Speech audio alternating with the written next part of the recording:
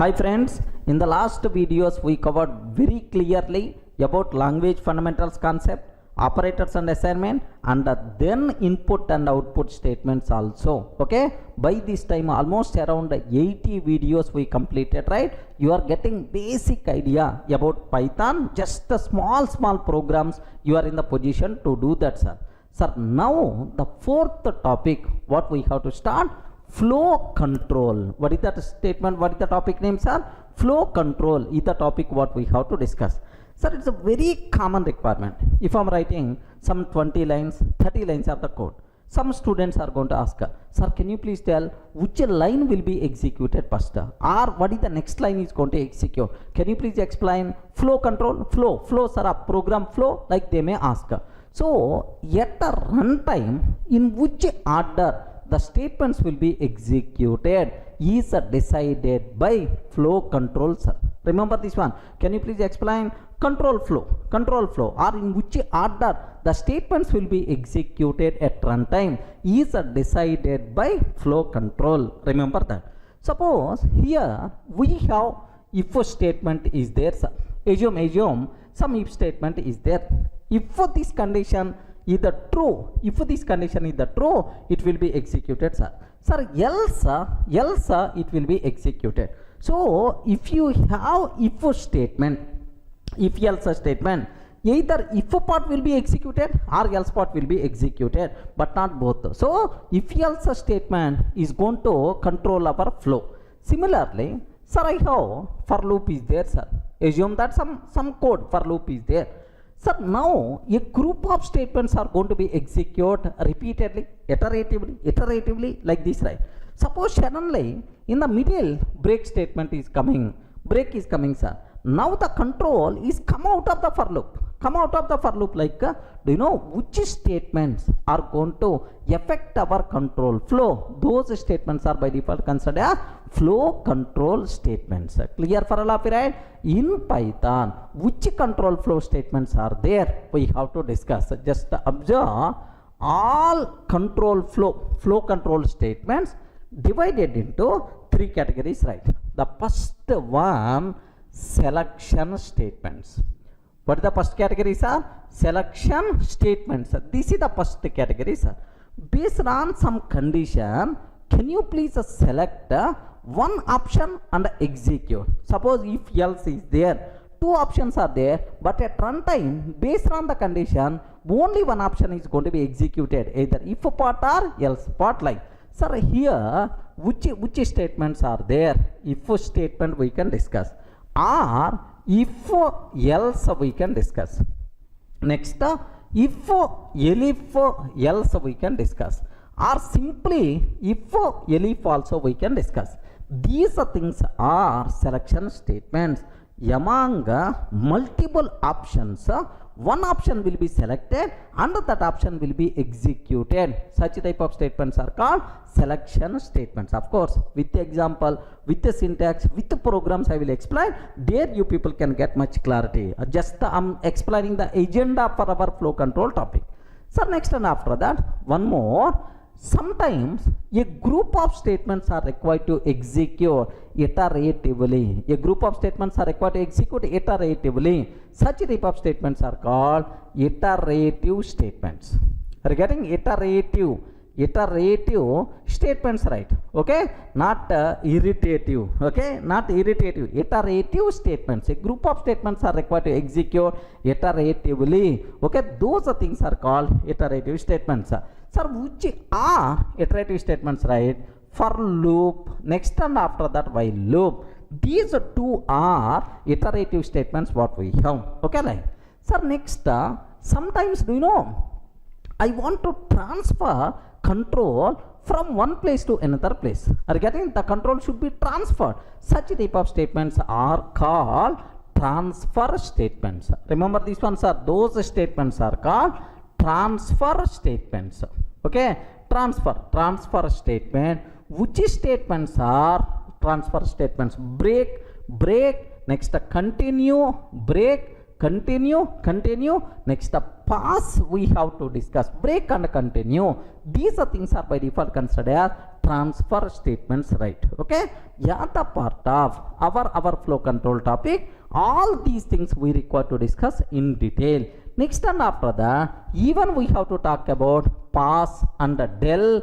These keywords also we have to discuss in detail. Don't worry, sir. Are you getting? This is the agenda for our flow control. First I will start selection statements, next if else, elif and so on. Next iterative statements we are going to discuss, and then transfer statements. After that, pass and del. These are special keywords also I will discuss, right? Okay, like now I have one small doubt by seeing this one, sir. What's my doubt is, sir, you are telling if part, if else, next if elif, like multiple option. Where is the switch statement? Sir, I'm coming from Java. I know switch statement is there. Sir, even in C language also switch statement is there. Where is the switch statement in Python? Very simple, sir. There is no switch statement in Python. Clear for all of right? So switch statement concept is not there in the Python. Next, sir, immediately I may have another doubt. Sir, you have for loop, while loop, but in C language do while is also there, or in Java do while is also there. What about do while loop in Python, sir? So please make sure do while is not there in the Python. We have only two loops, for loop and while loop only. Next, immediately you may ask, sir, go to statement is there in the C language. Do you have such type of statement? Sorry man, no go to statement in Python. So switch statement, do while and go to, these things are not applicable in Python. Remember this one, only if else elif and elif else, only this syntax. Next, for and while, there is no do while, there is no switch statement, break and continue, that's all go to is not there, sir. But return statement is there. That return statement we will discuss in detail in functions concept. Just up to this, try to get familiarity. Are you in the position to understand, right? Sir, now I will explain if statement, how you can use, what is the syntax, like this, right? But take very special care. Here I have to talk about what is indentation, the most valuable concept. What is indentation error? That part also compulsory we should require. Here observe, in C language or Java language, like other languages, right? How to define if statement? Can you please observe? If either C language or Java, assume that it is the Java language, most of the people aware. If some condition, sir, this is the body we have to take. If some condition, this is the body, sir.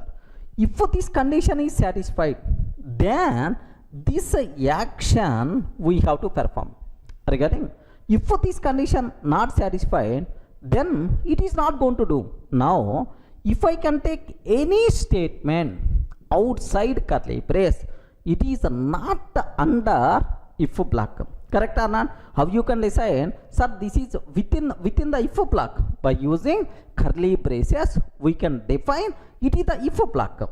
If you are taking any statement outside of if block, now it is considered as normal statement. It is outside of curly braces, mean outside of if block. Are you getting? So by using curly braces, you can define a block of statements. A block of statements. This is our style in other languages like C language, C++, Java. This is the style, sir. But in Python, curly braces style is not there. Then now you can define this statement is under if, this statement is outside of if. How you can aware, sir? How you can define if block? Very, very important. Take very special care, sir. So now in Python, how you can define? Sir, observe very carefully, sir. I'm taking if some condition, okay, whatever condition you want to check, sir. Sir, here parentheses are optional. If you want, you can take within parentheses this condition or without parentheses also. Most of the times I won't take parentheses. If the condition is a very big condition, then only I will take. Okay, if condition. Next, I have to open curly brace. But curly braces story is not applicable in Python. That's why here just take a colon. So in Python, anywhere we are taking colon means we are defining block. Okay, well, sir, after colon, now I have to define block of statements. Correct or not? So this block of statement, you should not start from here. Okay, compulsory some space we have to take here, statement 1. Statement 1. Here, statement 2. Here, statement 3. Have you observed how many spaces we are taking? How many spaces we are taking here, and here? All are having same space. Correct or not? These statements are said to be same indentation. Are you getting? These statements are said to be same indentation. Okay, so colon followed by this indentation block is by default considered as if, right?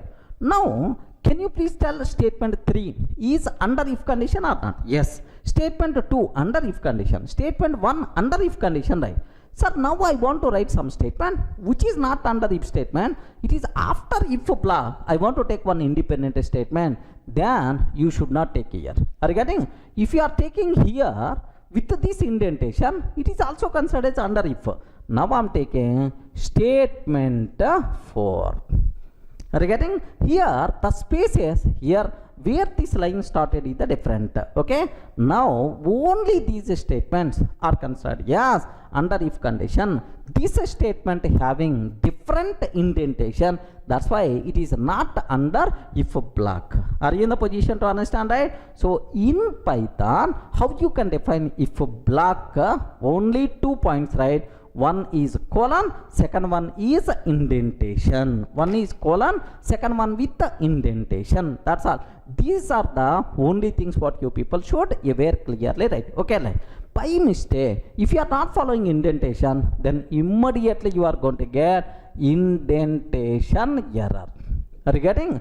Immediately we will get indentation error. Indentation error, sir. Being beginner, being learner of the Python, sir, I am learning first time Python. Oh, several times you are getting these type of things, right? That's why while defining blocks, compulsory we have to maintain indentation. Number of spaces must be same. Here 4 spaces are there. Here also 4. Here also 4. Having same indentation. That's why this group of statements are considered as under if.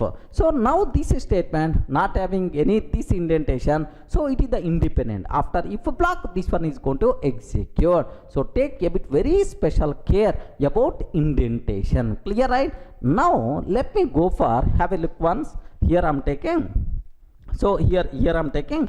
Sir, very simple. It is the Python enabled editor. If it is the Python enabled editor, sir, if you are using normal editor, normal notepad, sir, normal notepad I am taking. If condition, here just observe that if condition. Next, if I click enter, immediately control is coming to first line only. Okay, you have to take care about indentation. So give 1 or 2 spaces, give 1 or 2 spaces like now statement 1 again it will go to sir same space we have to take statement 2. Next again we have to maintain same number of spaces, statement 3.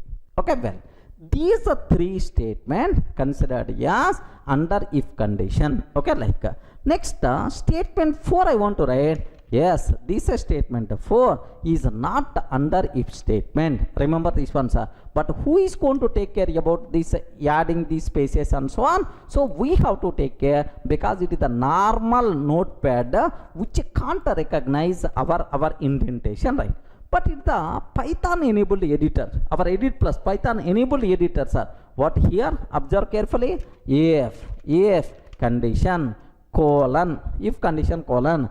If I enter, automatically the control is not coming at the beginning, the control is coming at this line. Means that indentation automatically maintained. That is the advantage of Python enabled editors. Next, IDE's concept. So indentation is very easy. Most of the times our editors, our IDEs are going to take care. We are not required to worry. Okay, well, now I am taking here statement 1. Statement 2. Sir, here observe carefully, sir. Statement Here enter statement 1 I'm taking, sir. Statement 1. Now enter. Automatically it's going to maintain same indentation. Enter, enter, enter. Same indentation. Automatically it will maintain, sir. Enter like. Now I want different indentation. Now here statement 4 like this, right? Okay. This is the way how you can follow indentation. This is the if block. Remember very, very carefully, sir. Same way for while block, methods, functions, classes, everywhere we have to use, sir, colon followed by indentation to define. That is the block like this, right? Everyone can ever write? Okay, well, suppose if you are not following indentation, what will happen, sir? Have a look once. A small thing I'm taking. If 10 less than 20.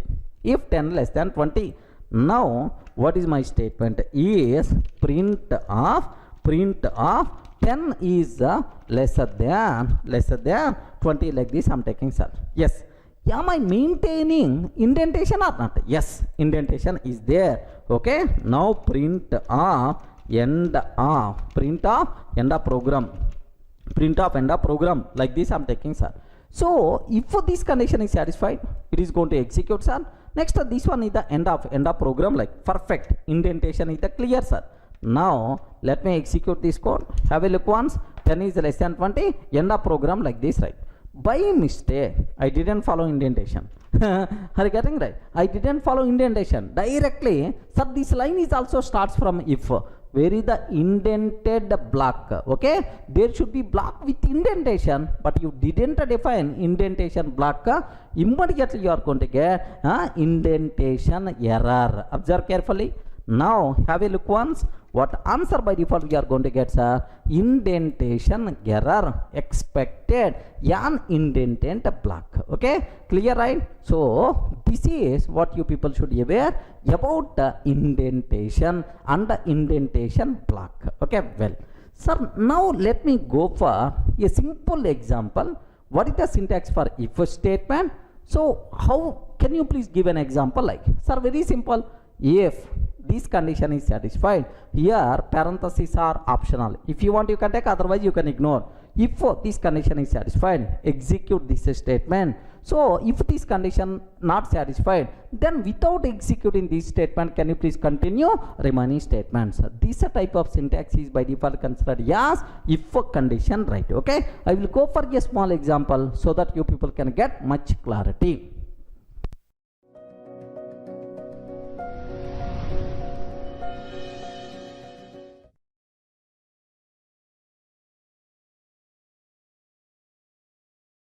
Sir, now I hope it's very clear.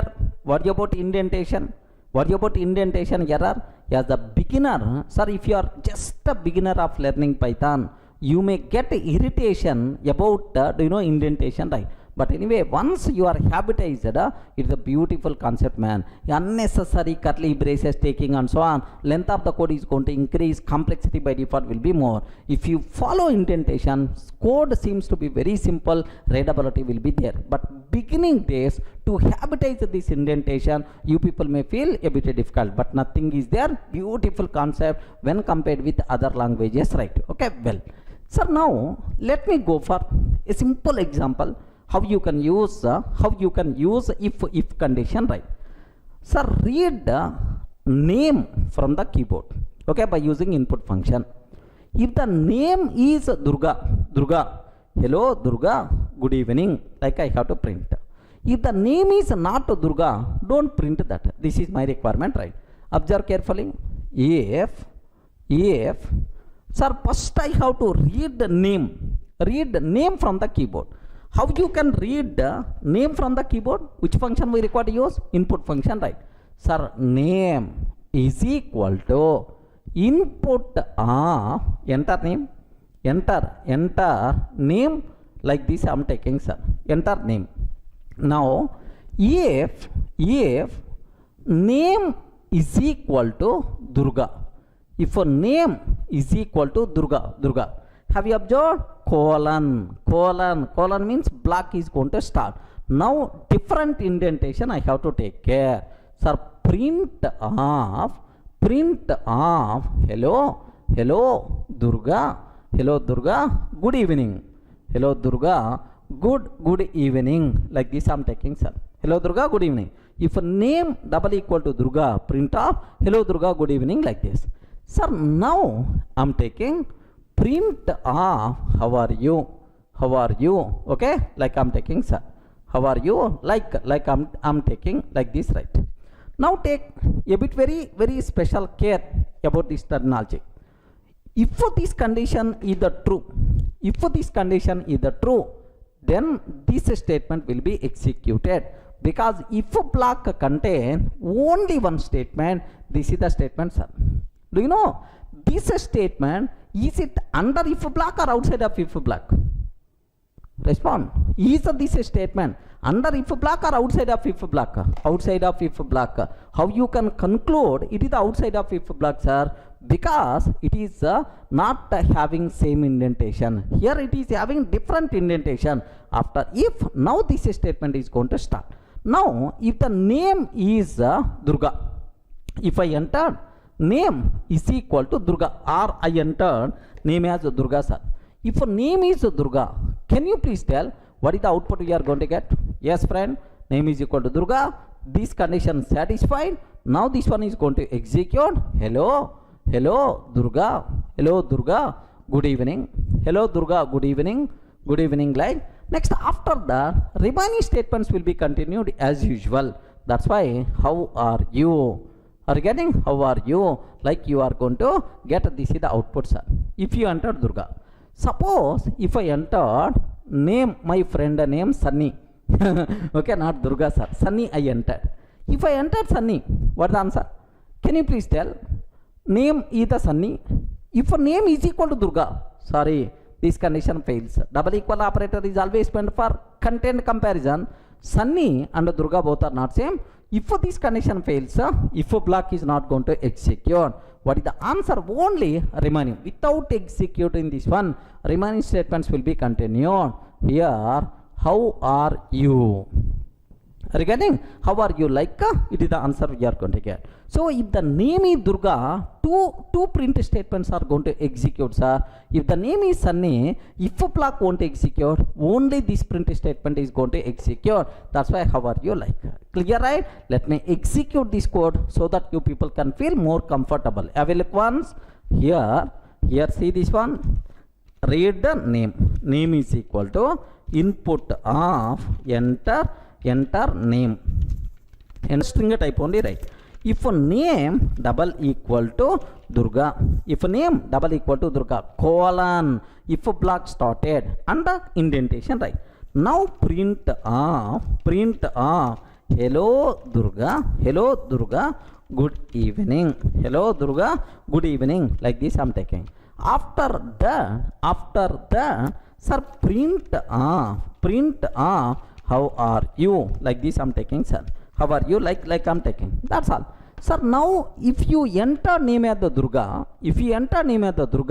now this condition satisfied, this print statement will execute and the remaining print statement also will be continued, no problem at all. Let me execute this one. Sir, enter name. Okay, let me add Durga. Hello Durga, good evening. How are you? Like it's going to print, sir. Okay, now if I enter name as Sunny, enter name. Okay, Sunny. Like this I'm trying to enter. If the name is the Sunny, then what will happen, sir? This condition fails. If this condition fails, this print statement is not going to execute. Only this print statement is going to execute, sir. That's why, sir, if a name is equal to Sunny, what answer we are going to get? Only how are you? That's all. Hello Sunny, good evening, not there. Only how are you? Like it's going to print, sir. That's all. So a simple if statement, how you can write. It's a very clear, right? Suppose if I remove the spaces, can you please confirm? Here spaces I didn't take, sir. This print statement started from here. What will happen? Indentation error. Okay, have a look once. Here compulsory for block indentation must be required. If I remove, sir, here I didn't take no indentation, sir. Print like what will happen? Have a observe carefully, sir. Indentation error expected an indentant block. Clear, right? Any doubt? Are you in the position to understand what about simple? What is the syntax of if statement? How to use if statement? Is that clear for all of you, right? Sir, in the last, it's very clear for you people. What is if block? How you can use? Now let me go for next if flavor. What is the next one? If else. What is the syntax? Is very simple, sir. If condition, if this condition is satisfied, can you please perform action 1, sir?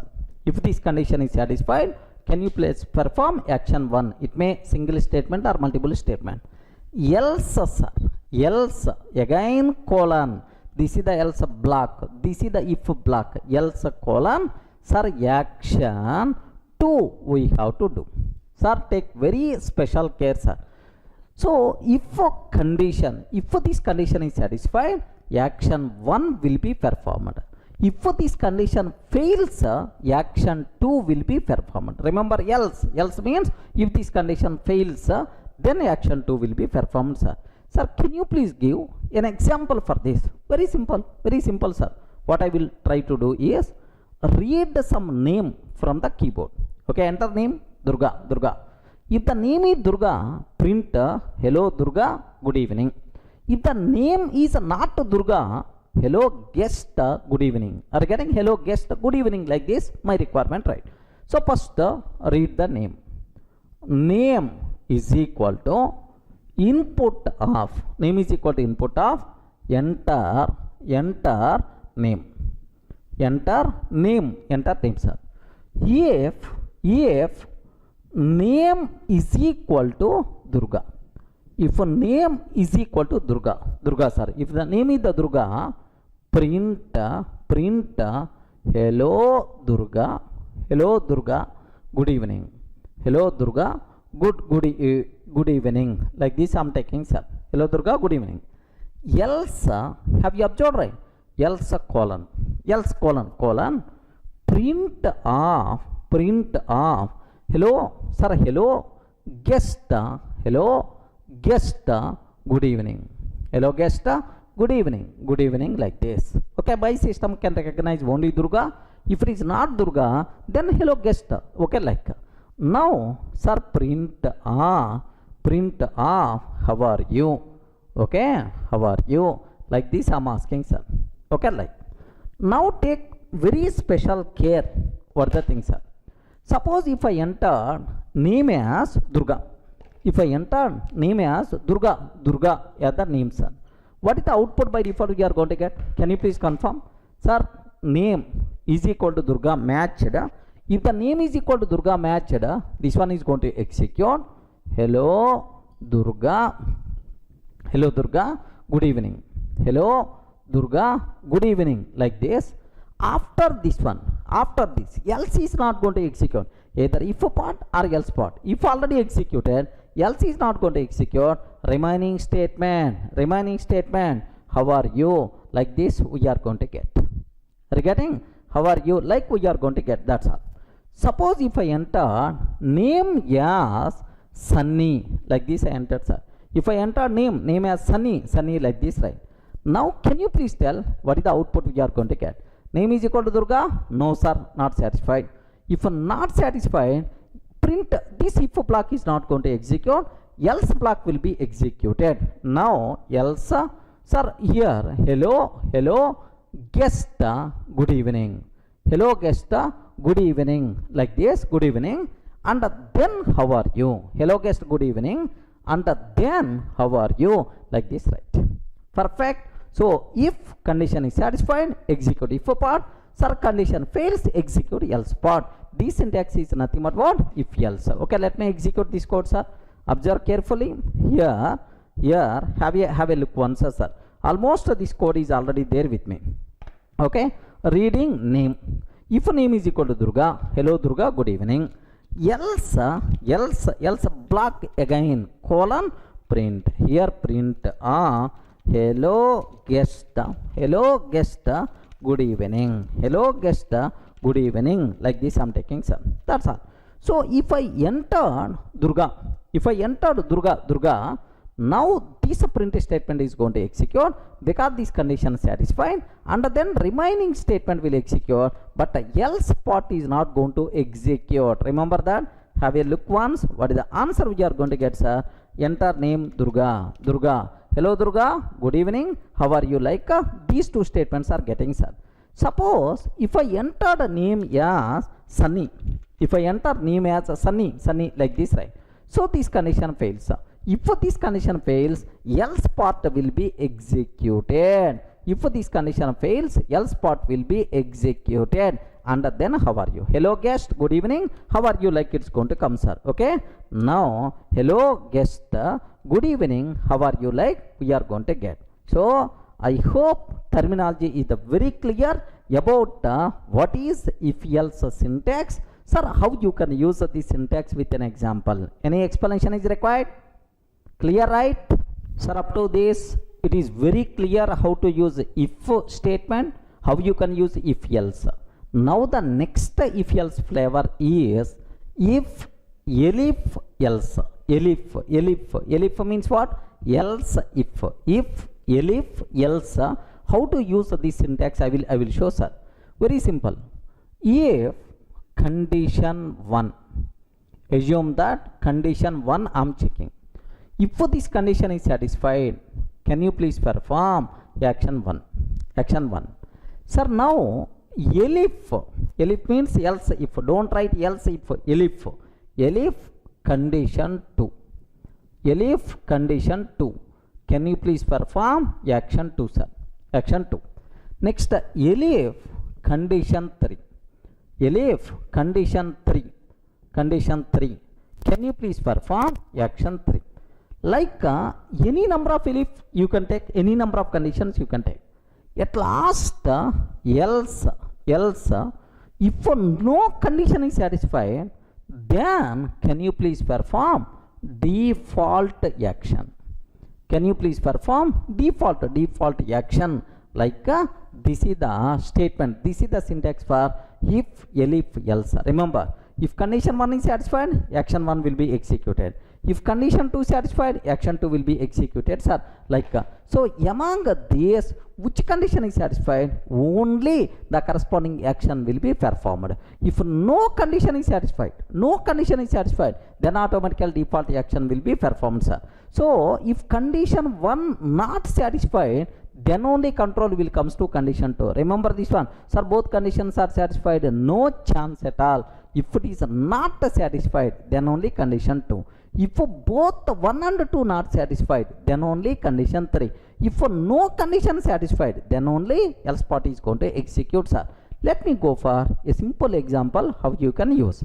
Okay. In the last examples I asked, enter your name. Now I am asking, enter your favorite brand. Are you getting right? You people may go for milk. Next, milk, water, beer. Okay, like what is your favorite brand? Observe, sir. Brand is equal to, okay, input of enter your favorite brand. Enter your favorite brand. I'm asking, sir.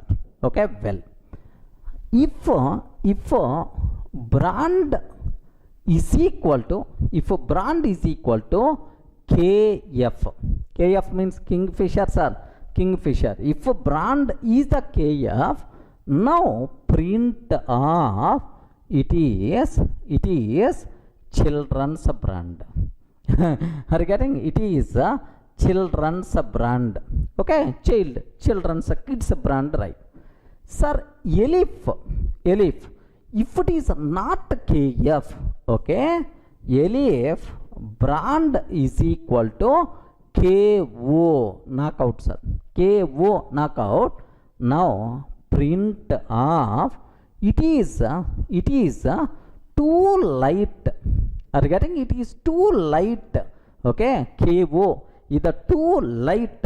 This is the statement I want to print. Sir, if it is not KF, not KO, elif brand is equal to RC. Okay, royal challenge, like a royal. Okay, brand is equal to RC. Print it is not that much kick. Are you getting? It is not that much kick like this I'm taking, not that much kick. Sir, elif, okay, so brand is equal to FO means Foster beer, Italian or Australian beer, sir. So for this, very common thing is buy one get one free. Are you getting? Buy one get one free. Okay. Else, sir. Else. Can you please come when the control will come to else part? If not KF, not KO, not RC, not FO, then only right. Now print of other brands are not recommended. Other brands are not recommended. Like this I'm taking. Wow, beautiful example, man. Okay, a bit funny example. So if it is a brand, enter read brand from the command prompt. If it is the KF, it is the children's brand. If it is the KO, it is a 2 line. If it is RC, it is not that much kick. It is the FO, buy one get one free. Otherwise, other brands are not recommended. Like, let me just type this one, sir. Very simple, nothing, sir. So read the brand. Brand is equal to input of enter your favorite brand. Okay, enter your favorite brand. Like this I'm taking, sir. Sir, next, if brand is equal to KF, I'm taking. If the brand is the KF, print it is children's brand. It is a children's brand. Like this I'm taking, sir. Sir, elif, observe the syntax very carefully, sir. Elif, brand is equal to, okay, KO, knock out, sir. I'm taking print it is too light. Are you getting? It is a too light. Like this I'm taking. Elif brand is equal to RC, sir. If the brand is equal to RC, print it is not that much kick. It is not that much kick like this, right? Sir, next, elif brand is equal to FO, Foster beer, Australian beer, sir. Print buy one get one free. Buy one get one free. Like this I'm taking. Sir, else means it is not any of these brands. Print other brands are not recommended. Other brands are not recommended. Like this, right? That's all. So this is the syntax what you people should aware how you can use elif and so on, right? Let me run this code. If I entered KO, if I entered KF, sir, now observe, if I entered KF, now this totally single block only. If for KF, only this line will execute. The remaining is not going to be considered. Among several options, only one option will be selected and it will be executed, sir. Now have a look once what answer we are going to get here. It is a children's brand. Are you getting? It is the children's brand. Similarly, if I can take KO, now observe, it is the 2 light. If I can take RC, okay, it is not that much kick. Like this, right? If I can take FO, buy one and get one free. If I can take local brands are like Kalyani, Kharjura, like local brands are there. If I can take local brands, other brands are not recommended. Like perfectly the program is going to work. Now, are you in the position to understand, right? How to use if else, how to use elif else, like this, right? But here I have one small doubt is there. What my doubt is? Can you please confirm? Else part, is it mandatory or optional? Can you please confirm? Else part, is it mandatory or optional? Else is optional. Okay. I'm not having any default action. Then you are not required, sir. Have a look once. Let me remove else part. Okay. Well, else is not there. Only if and elif. Now observe carefully. Enter your favorite brand KF. Okay, perfect. Enter your favorite brand. Okay, KF, like this I'm taking, sir. Now KF related it's coming. It's a children's brand. Enter your favorite brand. Okay, like Kalyani, like this I'm taking. So it is not a KF, not KO, not RC, not FO. So else is not there. That's why what output we are going to get, sir? Nothing. You are not seeing any output, sir. Empty output by default you are going to get. So else part is it mandatory or optional? Yes, believe me, else is always optional, right?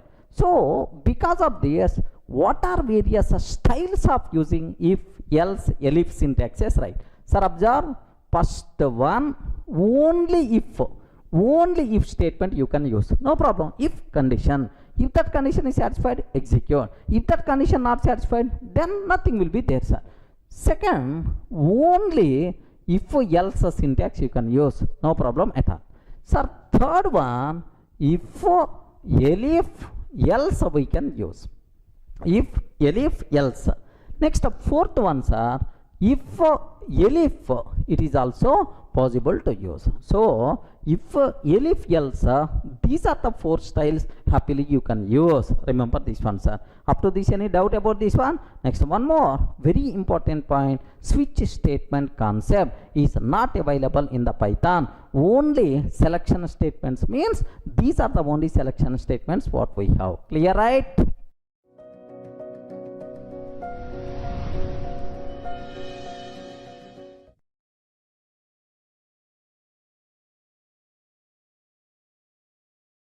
Hi friends, in the last videos we covered very clearly what is if, what is the if else, elif, else syntaxes very clearly, right? Sir, now let me go for small examples, small applications, so that you will get much clarity on these syntaxes, right? Okay, sir, the first program what I have to discuss, write a program to find the biggest of 2 given numbers. I want to find the biggest of 2 given numbers, right? This is my requirement. Sir, by using ternary operator, we did already this one, but now I have to do the same by using, sir, if else kind of possibility, right? So first, how to read the 2 numbers from the keyboard? Okay, A is equal to int of input of enter first number. Are you getting? Enter first number like this I'm taking, sir. Can you please enter first number? Now B is equal to int of input of enter second number. Enter second number, like I'm trying to read 2 numbers from the keyboard. Sir, now if you want to read the data dynamically from the keyboard, input function we have to use. Next, int str type, string type only. That's a typecast to int type. You know already these things, right? Next, sir, A, B. I want to find biggest of given 2 numbers, right? Sir, if you want to find biggest number, so if A greater than B, can you please observe? If this condition satisfied, which is the biggest number? If A greater than B, which is the biggest number? A is the biggest number, sir. If this condition fails, then automatically B itself is the biggest number. Remember this one, sir. So how I can write the code by using if else? If A greater than B, sir. If A greater than B, sir, if a block should starts with a colon, next the indentation. You aware already in the last videos we covered very clearly, right? If A greater than B, then print biggest number. Okay, biggest number is A, sir. If A greater than B, biggest number is A. Sir, why these spaces are there? Why I left some spaces here? Indentation. Now you are in the position to understand clearly, right? Next, else, sir. Else, okay, print biggest number is B, sir. Else, biggest number is B, sir. If this condition satisfied, if A greater than B, obviously biggest number is A. Sir, else, if this condition fails, then automatically biggest number is the B, sir. This is the just a small chota Python program to find the biggest of two given numbers, right? Sir, let me execute this code. Have a look once, sir. So let me type again so that you will get much clarity. A is equal to 1 minute, sir. Just let me increase the font so that it will be visible clearly, right? A is equal to int of input of enter first number, enter first number, like this I'm taking, sir. Enter first number, like sir, take a bit very special care, sir. First number is ready. Next, B is equal to enter second number, input of enter second number, right? If A greater than B, sir, if A greater than B, print biggest number is of course biggest number is A, sir. Sir, now else sir, print of biggest number is okay, like B I'm trying to take, sir. That's all. So this is the smallest program to find the biggest number from the given two numbers, right? Sir, now let me execute this code. Have a look once, sir. Here py test.py. Enter first number 10, sir. Enter second number 20. Obviously, which is the biggest number, sir? 20 itself is the biggest number.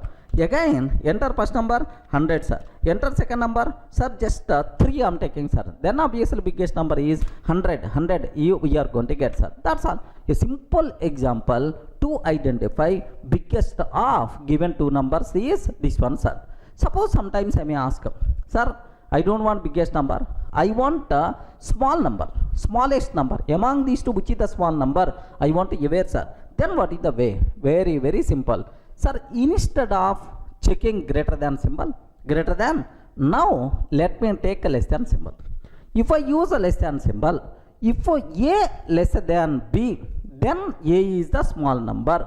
Now instead of biggest, smallest number is A, sir. Else smallest number B, sir. That's all. If A less than B, smallest number A, else smallest number B, like this perfectly. This one itself is the valid, sir. Have a look once. Now I'm trying to take instead of greater than symbol, let me take a lesser than symbol. If A less than B, obviously A is a small, that's why here smallest number is A. If this condition fails, then smallest number is the B, sir. Smallest number is the B. Now have a look once, sir. Enter first number 10, enter second number 20, then smallest number is the 10. Smallest number is the 10. Enter first number, sir, so 100. Enter second number, sir, 3 I'm taken. Then obviously smallest number is 3 is the answer, sir. I hope it is clear for all of you, right? Write a Python program to find the biggest of two given numbers or smallest of given two numbers. I hope you are in the position to write the code. Sir, observe this total code. Why we are taking int function? Why we are taking input function? Why we are taking colon symbol? And why we are taking this spaces? What is the meaning of indentation? Now each and everything related to this program you should be in the position to understand clearly, right? What is indentation, how to define the indented block, next how to read the data from the keyboard. All these things I'm using here. But anyway, by using ternary operator, it is very easy, but we have to familiar with the if else syntax. That's why I'm taking like this. Clear for all of you, right? Sir, now let me extend the previous example as another application. Sir, I will give 3 numbers. You have to tell which is the biggest value. Are you getting it? So write a program to find the biggest of 3 given numbers. I will give 3 numbers, right? Can you please tell which is the biggest number? First, read the 3 numbers from the keyboard. Okay? A is equal to int of input of enter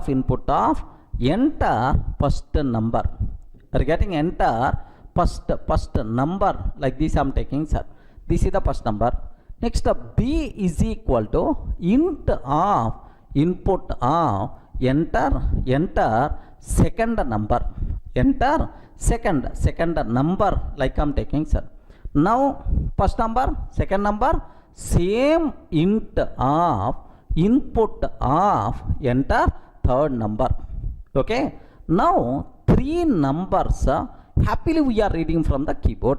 Okay, well, now in my hand three int values are there, sir. What is the next thing I have to take care? When a is said to be biggest number, compulsory a should be greater than b. A should be greater than b and a should be greater than c. If these conditions satisfied, then automatically which is the biggest number, sir? A itself is the biggest number. Correct. If both a is greater than b and a is greater than c, sir, then automatically this is the biggest number, right? Sir, else means if this condition is not satisfied. If this condition not satisfied means clear indication that a is not biggest number. Then which is the biggest number? Either b or c. How to decide, sir? If b greater than c. So if this condition is not satisfied and b greater than c, if b greater than c, then b is the biggest number. Even this condition also not satisfied, then automatically c is the biggest number. Observe that when we say that a is the biggest number, if this condition not satisfied, then either b or c is the biggest number. So when we say that if it is the b or c, if b greater than c, b is the biggest number, else c is the biggest number, right? Okay, that's what you should aware. Let me write the logic clearly so that you will get much clearly, right? Here observe carefully, sir. If a greater than b, and a greater than c. If a value greater than b and a greater than c, print of biggest number. Are you getting? Print of biggest number is a, sir. Okay. If this condition satisfied, a greater than b and a greater than c, biggest number is a. Sir, elif means, sir, this condition fails. Then either b or c the biggest number. Elif means else if b greater than c. Sir, this condition fails, but b greater than c, print of biggest number. Okay, print of biggest number is b, sir, because b greater than c, that's why biggest number is b, sir. Sir, else, sir, this condition not satisfied, even this condition also not satisfied, then obviously which is the biggest number is c is the biggest number, right? Print of biggest number, print of biggest number is a c. That's all.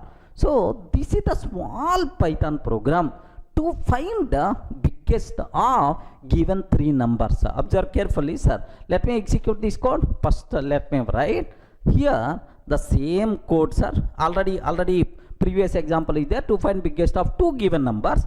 Let me extend this example, sir. A, B, C. Okay, enter third number. If a greater than b and a greater than c. If a greater than b and a greater than c, biggest number is a, sir. Next, elif,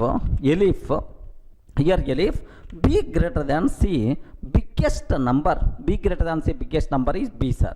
Sir, else print biggest number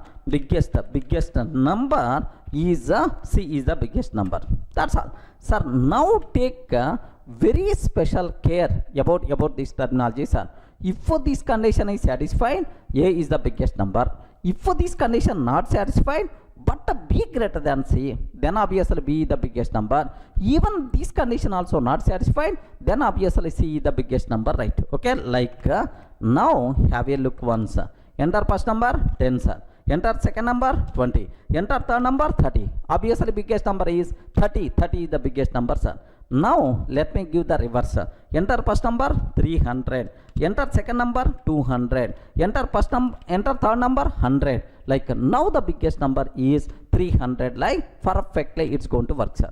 Are you in the position to understand, right? Write a small Python program to find the biggest of three given numbers. The same example we covered by using ternary operator, but here just you require to familiar with if else syntax. For that I am taking this example, right? Now I have one small doubt, sir. My doubt is I want to find the smallest of three given numbers. I want to find smallest of given three numbers, sir. Then very simple, A is less than B and A is less than C. Every greater than symbol replace with less than. Now smallest number is A, sir. If A less than B and A less than C, smallest number is A. If B less than C. Sir, this condition not satisfied, but B less than C, then smallest number is B, sir.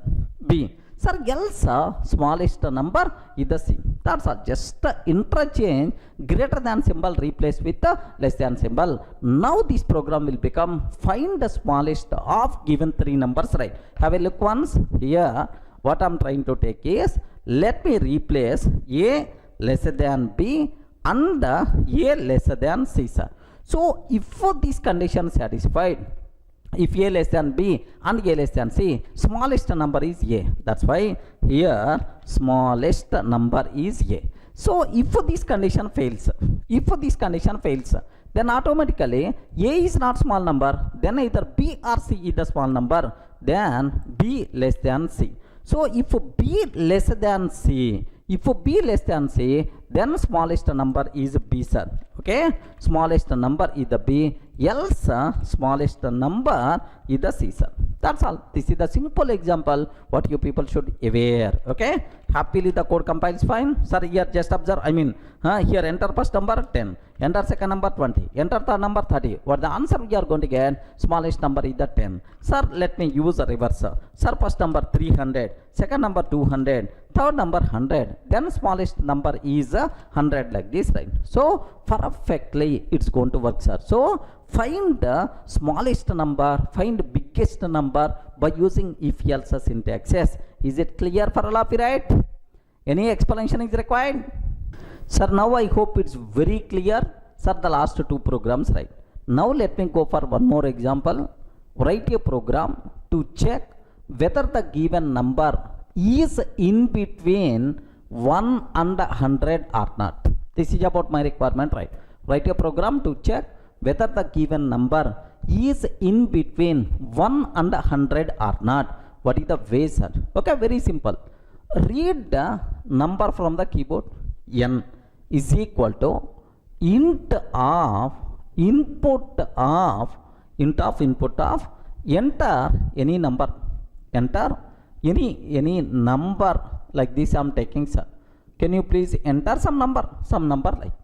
Now, so I have to check whether this number is in between 1 and 100 or not. Sir, is it between 1 and 100 or not? Okay, I have to check.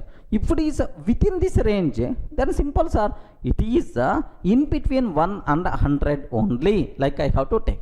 So if n greater than or equal to 1, sir, it is the greater than or equal to 1, and n less than or equal to 100. Of course, there are other multiple ways are there, maybe range function, like there are multiple ways are there, but anyway one way I'm explaining, sir. If n greater than or equal to 1 and less than or equal to 100 means this number is in between 1 to 100 only. Now here print of the number, okay, the number. Here I want to replace n value, so that's why replacement operator you can use, right? The number is in between 1 and 100. The number is in between 1 and 100. Okay, like, but I used a replacement operator, curly braces, right? That's why dot format of this curly brace is replaced with n. Okay, that's all. If this condition is satisfied, the number is in between, sir. So else this condition is not satisfied, sir. Else print of the number, okay, like again replacement operator is not in between, so is not in between 1 and 100, like this I'm taking dot format answer. That's all. So how to use print with replacement operator in the second, I mean input and output statements I covered very clearly, sir. Remember this one. If this condition satisfied, yes, in between 1 and 100. Else, sir, not in between 1 and 100. Perfectly this one is going to work. Have a look once. Sir, now let me go for a small, I mean let me rewrite again. Sir, enter some number. Enter some number, sir.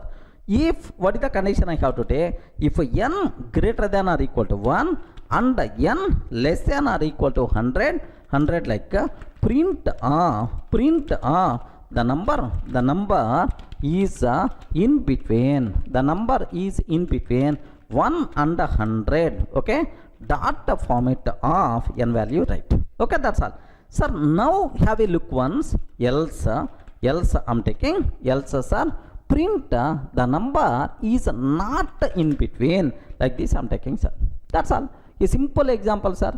If this condition satisfied, if this condition is satisfied, the number is in between 1 and 100. Sir, if this condition not satisfied, then else part is going to execute is not in between 1 and 100. Have a look once. Sir, let me execute, enter some number. Okay, sir, now I'm taking 23. This number is in between 1 and 100. Okay, the number 23 is in between 1 and 100. Okay, like, sir, if I can take, sir, 145. The number 145 is not in between 1 and 100. Okay, let me take 100, sir. 100, this condition satisfied. The number 100 is in between 1 and 100, like this, right? Perfectly, this one is valid. Are you getting right? Sir, my main intention of explaining these programs is just you people should aware, okay, how to use if, elif, else syntaxes properly, right? Clear?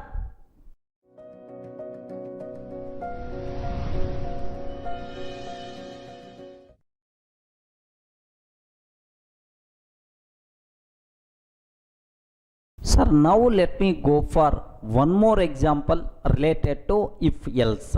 Have a look once. Write a program to take a single digit number from the keyboard, maybe 0 to 9.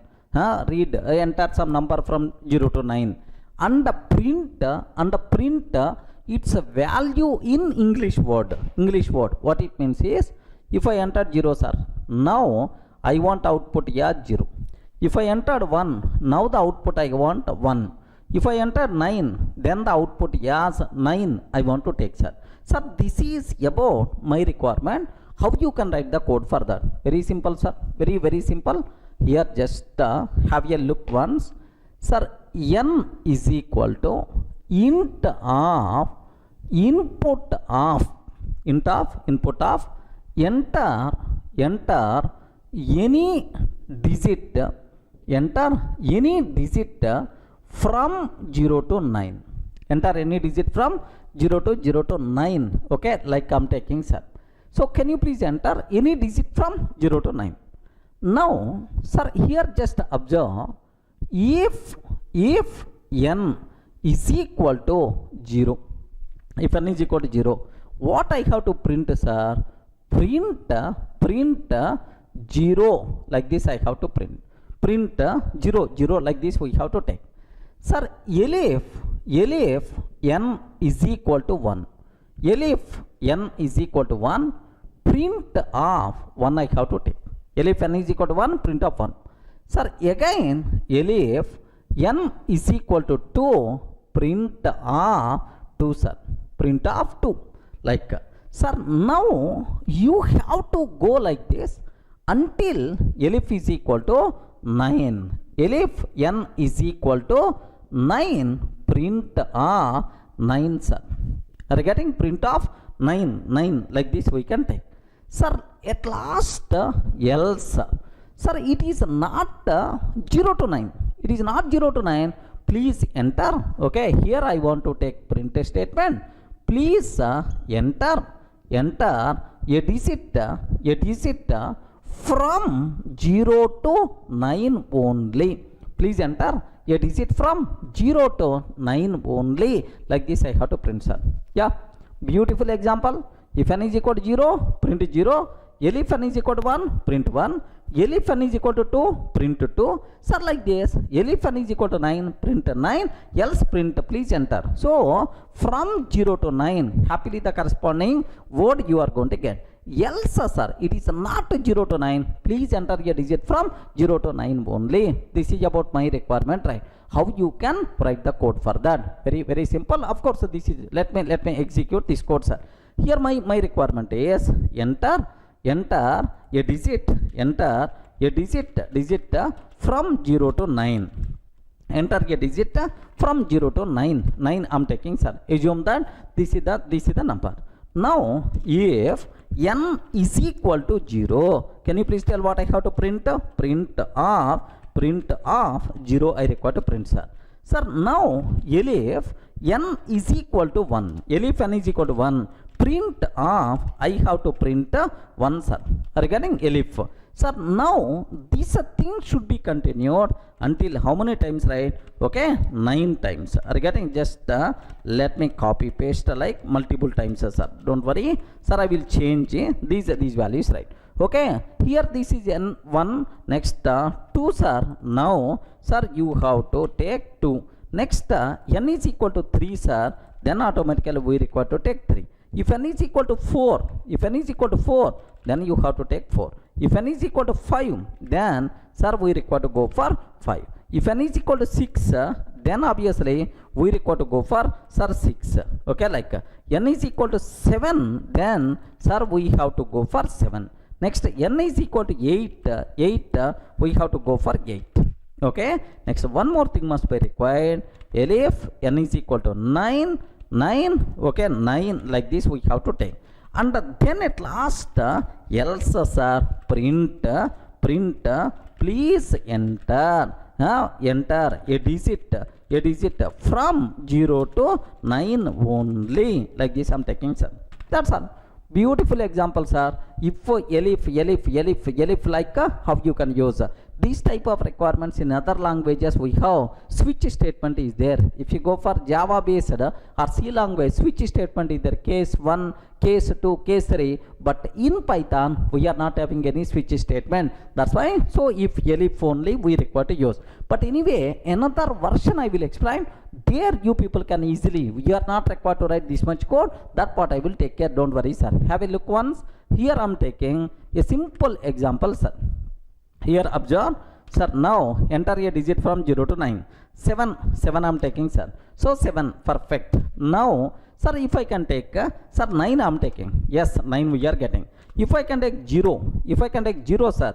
Yes, 0 we are getting. If I can take 15, what is the answer? Else part is going to execute, sir. Please enter a digit from 0 to 9 only. Okay, like so perfectly this code is working properly, right? Sir, this is the first way. Another way is also there. That way also let me talk so that you people can feel more comfortable, right? Sir, for the same requirement, same requirement, let me go for a simple version. What I'm taking, sir? I'm taking list, one small list I'm taking, sir, list of words. Okay, in this list, all words you have to take 0, 1, 2, 3, 4, and so on, like we have to take. Sir, now I'm taking 0. Okay, like first one 0. Next, second one 1. Okay, 2 I'm taking. Next, 3 I'm taking. 3. Next, 4. Okay, 4. Next, 5 I'm taking 5. Okay, now next one 6 I'm taking. 7. Okay, 7. Next, 8. EIGHT 8. Next, 9 I'm taking, sir. That's all. It is the list.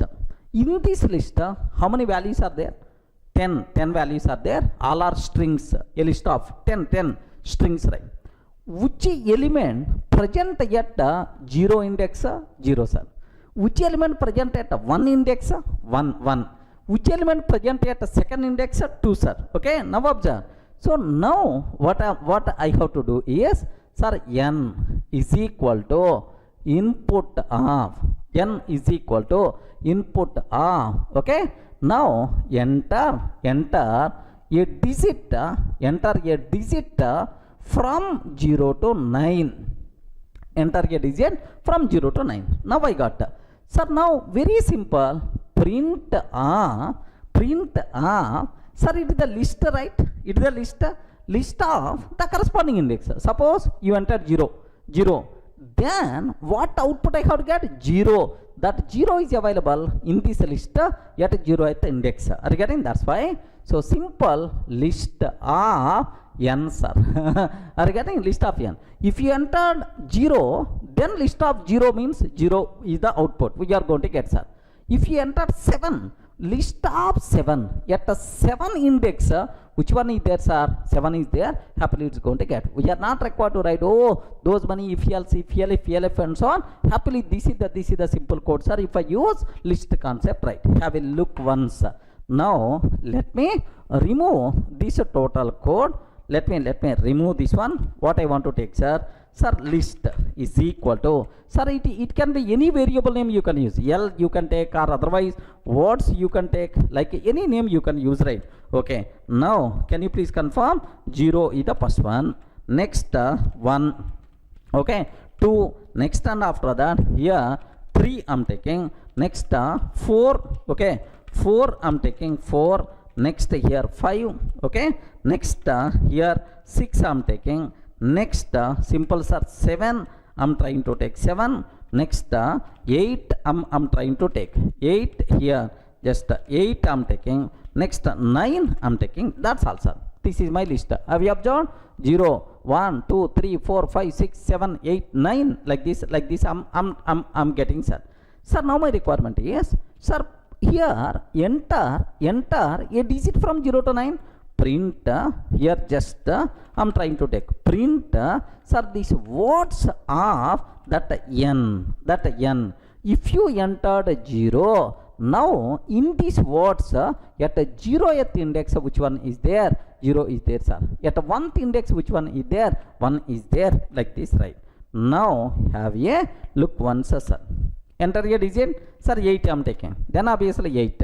Enter a digit, sir, 9 I'm taking. Then automatically 9. Enter a digit, enter a digit, okay, 12 enter a digit, 0 I'm taking, sir, 0, like this, right? But anyway, end conditions take a bit very special care. By mistake, if you are trying to access with you entered 100, 120 something like, then immediately index error you are going to get. So before checking, is this one, is it already within the range or not, like you have to cross check, sir. This is the simple example to identify whether what to convert the digit to word. Clear? Any doubt about this? Okay. In the last example, we covered to convert a digit to word. Okay, we covered 0 to 9. That's all. So 0 to 9, first 10 digits only. If you enter digit, now the corresponding English word we are getting, sir. So why don't you extend this one up to 99? I want to extend this one up to 99, friend. So 0 to 99. Suppose if I entered 23, okay, 23 number, then I have to get 23, like I have to get, sir. Are you getting? 23 I have to get. If I enter 90, then I have to get 990, something like this we have to get, sir. So up to 100, 0 to 99, up to 100. Can you please write the program to convert number to corresponding English word? How you can do that? A simple logic we have to follow. Have a look once, sir. Very simple, sir. What I will do is, suppose, do you know 0? What the answer? 0. 0 I have to print. 1, 2, 3, 4, 5, 6, 7, 8, 9, 10, 10, 11, 11, 12, 13, 14, 15, 16, 17, 18, 19. So these words are unique. Okay, you can't use combined together, right? So 0 up to 19, 0 to 19, yes, these words must be required. Next, suppose 20 is there. So 20, and then 21, 22, 23, 24, like same as 31, 32, 33, something like.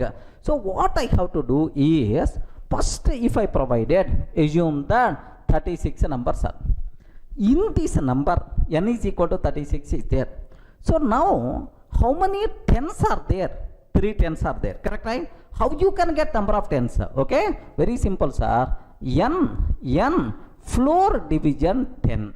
Are you getting floor division 10? Then how many tens are there? 36 floor division 10 means 3. So 3 tens are there. 3 corresponding 10 form is 30. 3 corresponding 10 form is 30, sir. Sir, next, if I divide 36 by 10, what is the remainder? Are you getting what the remainder, sir? N percentage 10. The remainder is 6, sir. Okay. Now, for this 3, we have to print 30. Next up for this 6, we have to print 6, sir. If I analyze like this, then the cinema is going to be completed. In your number, how many tens are there? Floor division operator we require to use. What is the remainder? Then automatically percentage 10 we have to take. Next, if the number is less than or equal to 19, directly these are 19 was 14, 15, 16, 17, like you have to use. But from 20 onwards, reusing the thing, 21, 22, next 23, same as 31, 32, 33. So from 20 onwards, reusability of the words is there. But up to 19, you can't reuse any words, sir. That's why 0 to 19, we have to take these words into a list. So take a bit very special care. So I wrote this program, total program, already on the board. Sir, it's already there on the screen, sir. So I will try to explain. With pleasant mind, you have to analyze this code so that you people can easily able to understand, right? Okay. Sir, now observe. Only 2 things you should aware. N, how many tens are there? Next, what is the remainder? Only these 2 things.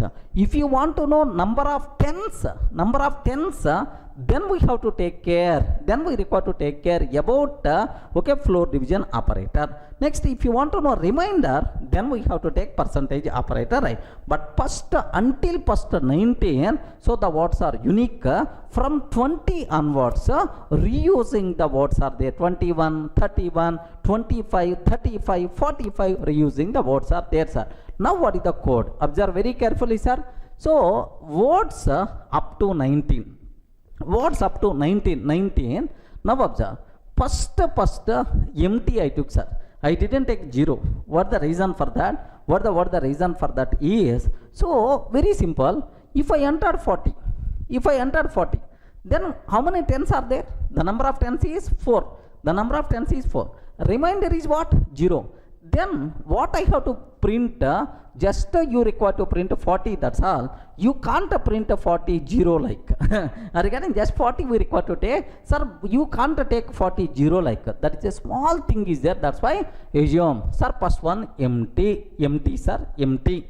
Next, sir, 1, 2, 3, 4, 5, 6, 7, 8, 9, 10, 11, 12, 13, 14, 15, 16, 17, 18, 19, like a list words up to 19 I took, sir. The biggest specialty, sir, these words representing, locating at the corresponding index only. So which word is locating at 9th index? 9 only. If you want, you can cross check. Which word locating at 19th index? 19 only. Like this, right? I took very much care related to words up to 19. Next, words for 10. Tens, sir. So first empty, next empty I am taking. Why I am taking this one is, so first 1 to 9, next 10 to 19, empty. 0th index empty, 1th index empty, but 2 index 20. If you have number of tens is 2 at 2 index I took take care 20, third index 30, fourth index 40, fifth index 50, sixth index 60, 70, 80, 90 like this, right? So this word number of tens. Okay, like now very simple. Read n is equal to int of enter a digit or enter a number. Enter a number from 0 to 99 I want to take. Sir, output is equal to empty at the beginning, sir. If n is equal to 0, just you enter 0, sir, 0. Because I didn't cover 0 in this, right? That's why simply output will become 0. 0, sir. Output will become 0. If n less than or equal to 19, boss, n value is less than or equal to 19. 19 means, sir, up to 19, what's are available here? Now output is equal to what's up to 19 of n. Just pass that n, the corresponding index word automatically will be selected, right? Next, if n less than or equal to 99, so means that, sir, it is greater than 19, but means 20 to 99. Output is equal to what's for tens? First 30, 40, 50 I have to take, sir. How many number of tens are there? N floor division 10. If I can take n floor division 10, n floor division 10, this is going to tell number of tens. Number of tens. Okay, what's for tens from this list? Based on this number of tens, the corresponding word I am going to select. If 2 number is there at a second index, which one is there? 20 is there, sir. If a number of tens is 77 is there, 7 is there at a 7th index, which one is there? 70 it is going to take, sir. What's for tens will be selected based on number of tens. Okay, space I'm taking, so 20 space. Okay, what's up to 10, up to 19? I have the words up to 19 from the n percentage 10. N percentage 10 means it is the remainder.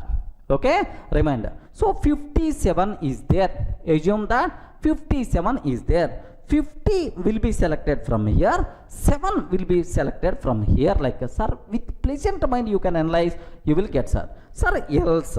Else means it is not 0. It is not less than 19. It is not less than or equal to 99. Means greater than 100 or more. Else output is please enter a value from 0 to 99 only. Like I'm trying to enter, sir, print of output, sir. Okay, that's all. This is the simple program to convert number to word, sir, from until 99. Okay, until max 2-digit number I can convert into the corresponding English word. Now have a look once, sir. This is the program, sir. Just observe carefully, sir. Observe very carefully. What's up to 19 unique letters are there. Next, what's up to tens? What's up to tens? But here make sure why I'm taking, so 20, 30 under two blank empty strings here is now 20 should be available at second index, 30 is available at third index, 40 is available at fourth index, like this, right? Now n is equal to int of input of enter a digit from 0 to 99. Okay, like, sir, output is equal to empty like this, right? If n is equal to 0, output is 0. Sir, if n is less than or equal to 19, it is not 0. It is not 0, but less than or equal to 19, sir. Can you please consider? So, based on this n, the corresponding word. Okay, if it is not less than or equal to 19, but less than or equal to 99, sir. Sir, can you please consider how many number of tens are there? Number of tens followed by the corresponding remainder you have to take. Sir, else please enter a value from 0 to 99 only. Sir, print of output, sir. Okay, well, now let me execute this code, sir. Have a look once, sir. Like, now I'm trying to enter 0 only. Yes, 0. Now I'm trying to enter 9. Okay, 9. If I'm trying to enter 19, I'm getting 19.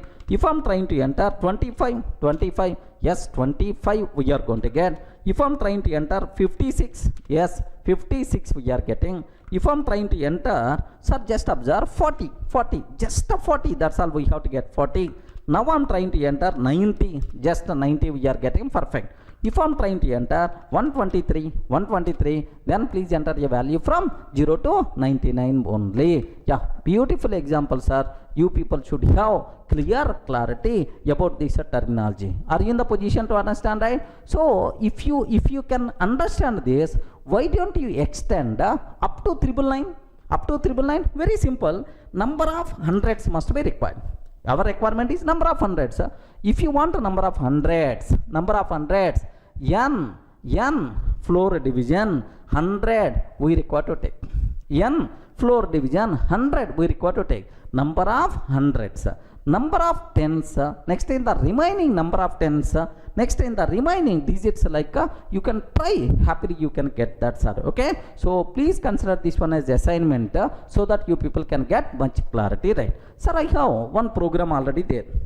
Whenever I asked this question, yeah, the assignment, one of my online student named with Avinash, I hope. So he provided some sample code. I will share this code also. At least based on that, try to analyze, try to implement that. Have a look once. I have one program is there. Okay, like my program is digits to English words. Digits to sir Avinash Kumar, like one of my online students, he developed this code. But anyway, just you are not required to worry at all. Okay, this code, just I will share this code anyway for you. Just how many lakhs are there, how many crores are there, something like it's going to find, sir. Now let me execute this code, sir. Py, okay, digits to English words dot py. Okay, sir, this program can help within the limit only, sir. Maximum, minimum, and then maximum, something like they provided. Don't worry, sir.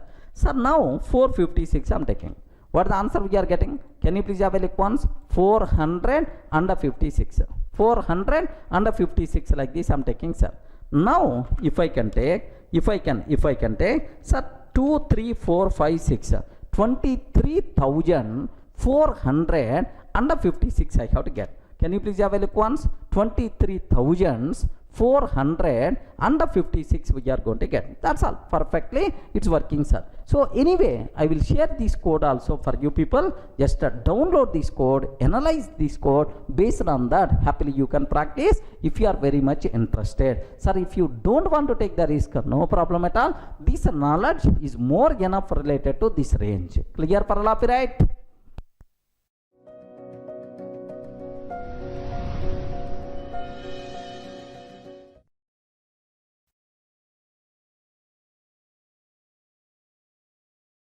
Hi friends, in the last videos we covered very clearly about selection statements. What is if else, if else, how to use these syntaxes, and multiple programs also we covered, right?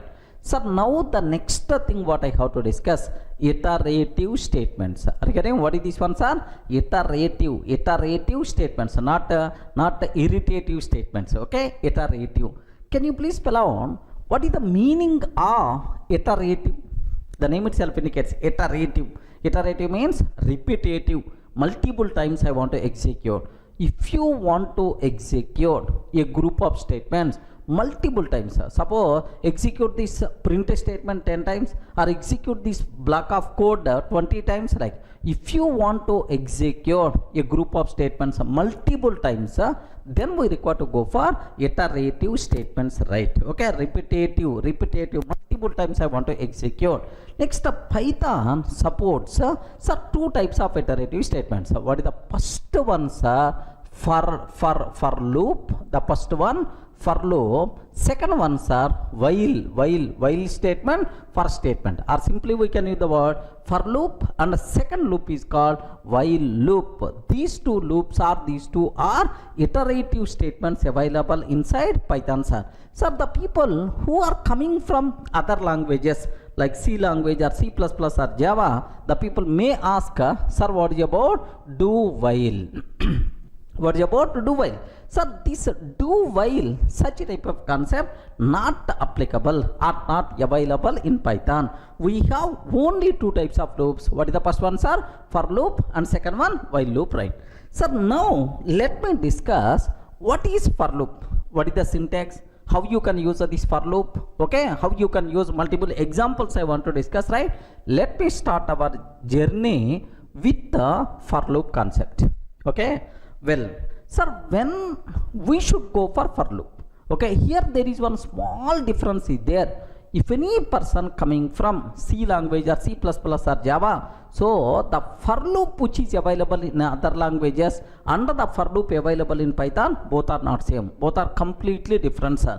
If any person coming from Java background, in Java we have for each loop is there. That for each loop is nothing but Python for loop, sir. So don't feel it is sir same as other languages for loop. No, there is a difference is there. Okay, like sir, when we should go for loop, suppose I have some collection is there, sir.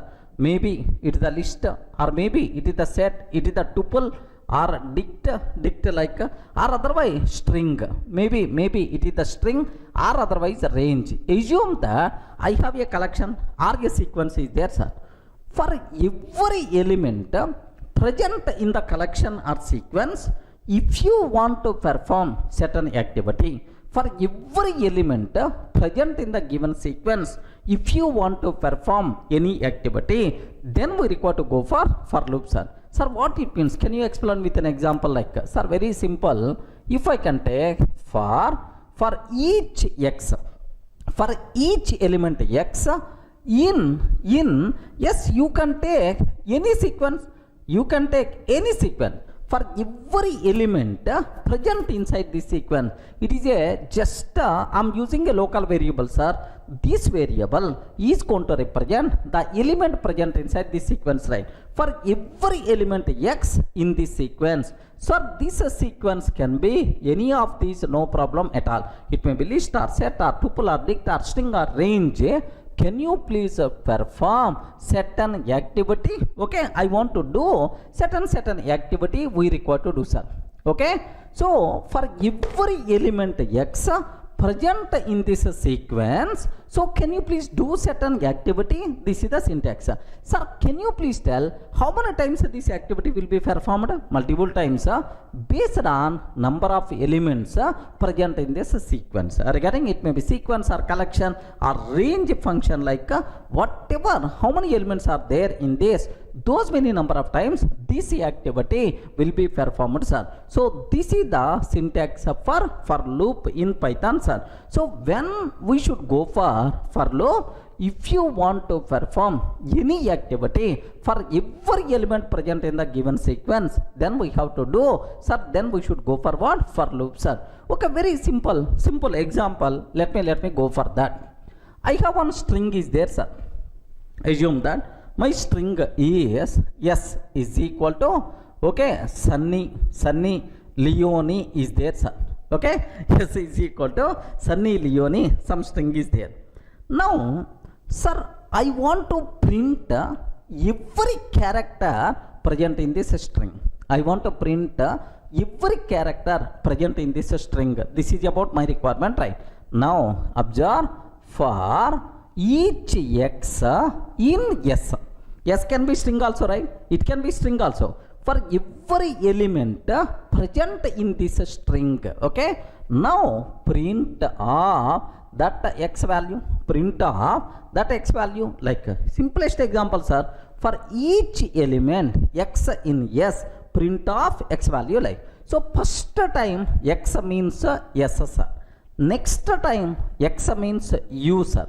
Next time n, next time n, next time y, next time space, like this. Happily we are going to get, sir, first time s, second time u, next time n, y, and then next time space, and then l, e, o, n, e, like we are going to get. Are you in the position to understand, right? So how to use for loop? Just a basic idea you people should aware, sir. Observe carefully. Here my requirement is, sir, here observe a bit carefully, sir. I'm taking s is equal to Sunny Leone, like this I'm taking, sir. S is equal to Sunny Leone, like I'm taking. Sir, for each x in s, print of x value, sir. Sir, now observe, first time x will become s. Next time u, sir. Next time n. Next time n. Next time y. Like for every element, for every character present inside x, SOP of x, like this, right? Sir, now let me execute this code. Have a look once. Py test.py. What the answer we are getting, sir? S U N N Y. Okay, space and then L E O N A. Sir, first time yes, next time U, next time N Y, and then space and then L E O N E. Like perfectly, this is the output we are going to get. I hope everyone can able to understand very clearly about this one, sir. Okay, like sir, now I want to extend this program with the next level. Sir, I want to print character present at specified index. Sir, this S available at 0 index. Next, U is available at 1 index. I want to print the corresponding index also in addition to this character. How you can do that, sir? Just observe carefully. Here, I want to change the logic. Have a look once. S is equal to Sunny Leone, like this I am taking. Sir, any string you can take, sir. Now, sir, what is the index of S?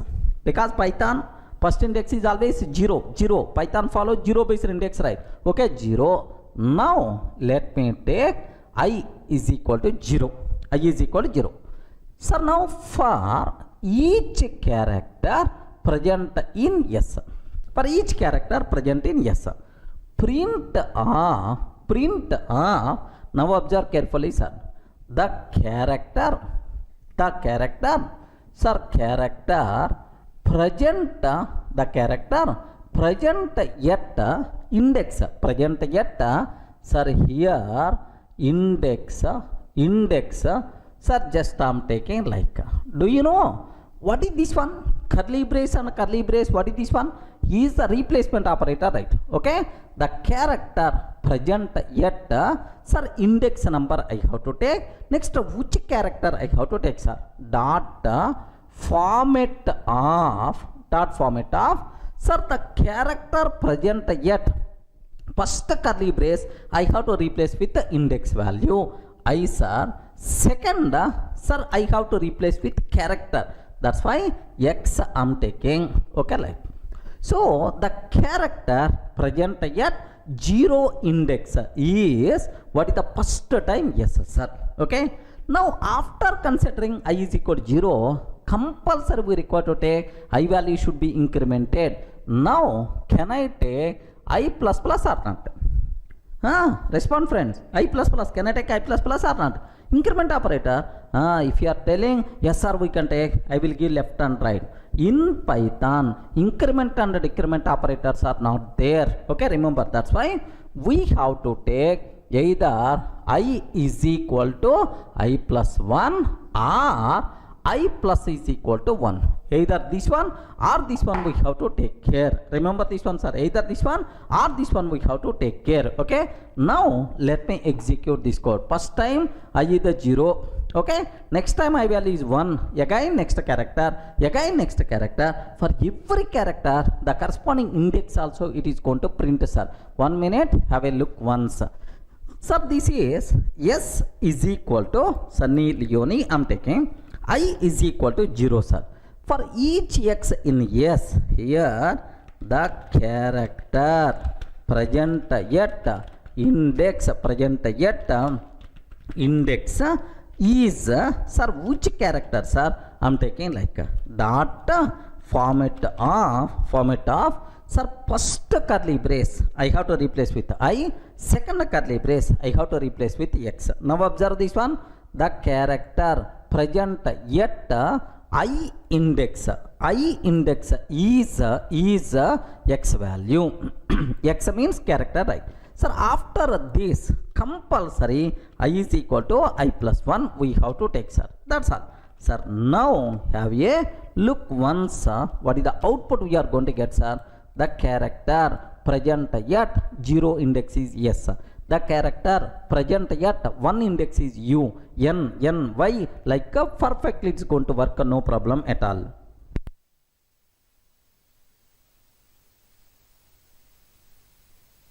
Yes, I hope it's a very clear for you people, right? Not required to keep much explanation about this terminology, right? Okay. Sir, now my requirement is, sir, I don't want to hard code the value as Sunny Leone something like.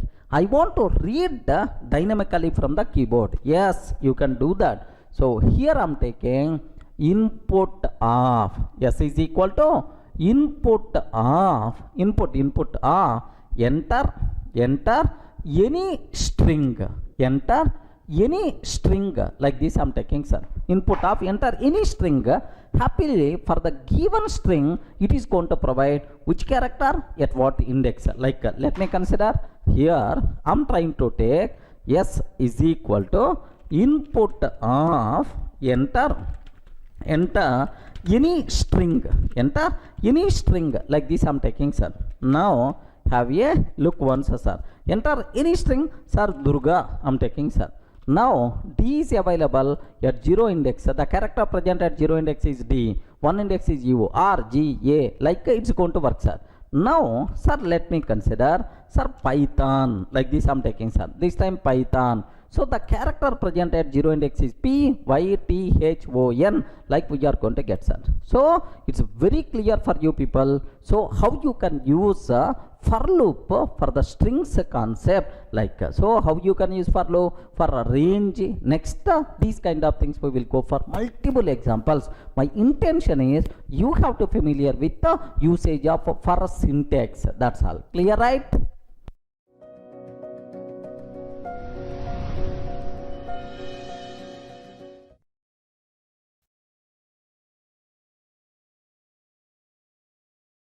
Sir, in the last video, how you can use for loop for string concept, clear. Sir, now my next requirement is, I want to print hello, welcome to Python, hello, welcome to Python for loop. I want to print this statement 10 times, right? Are you getting hello, welcome to Python for loop? I want to print this statement 10 times, right?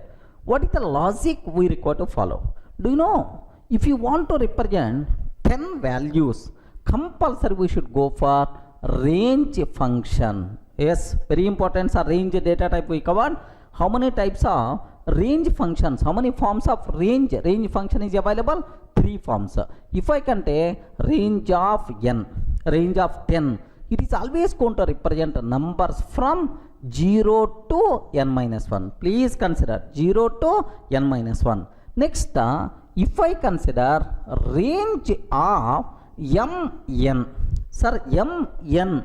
So from m to n minus 1, a sequence of numbers is going to be represented. M to n minus 1 instead of 0. If you want to start from the given number m. Next, range of here m comma n comma increment or decrement value, so it is going to consider from m to n minus 1 with this increment. We covered while covering range data type in our language fundamentals clearly, because all these things I want to use with respect to the for loop multiple times. Okay, so now my requirement is to print hello, welcome to Python for loop. Sir, 10 times I require to print. What is the way, sir? Very simple. For sir, x in range of 10, sir.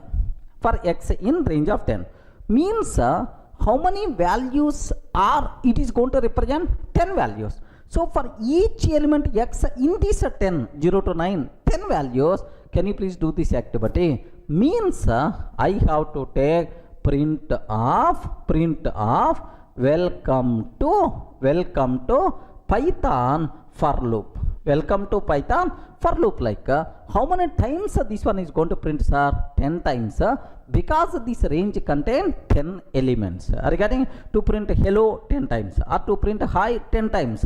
What is the code we have to take? This is the code, sir. Observe carefully.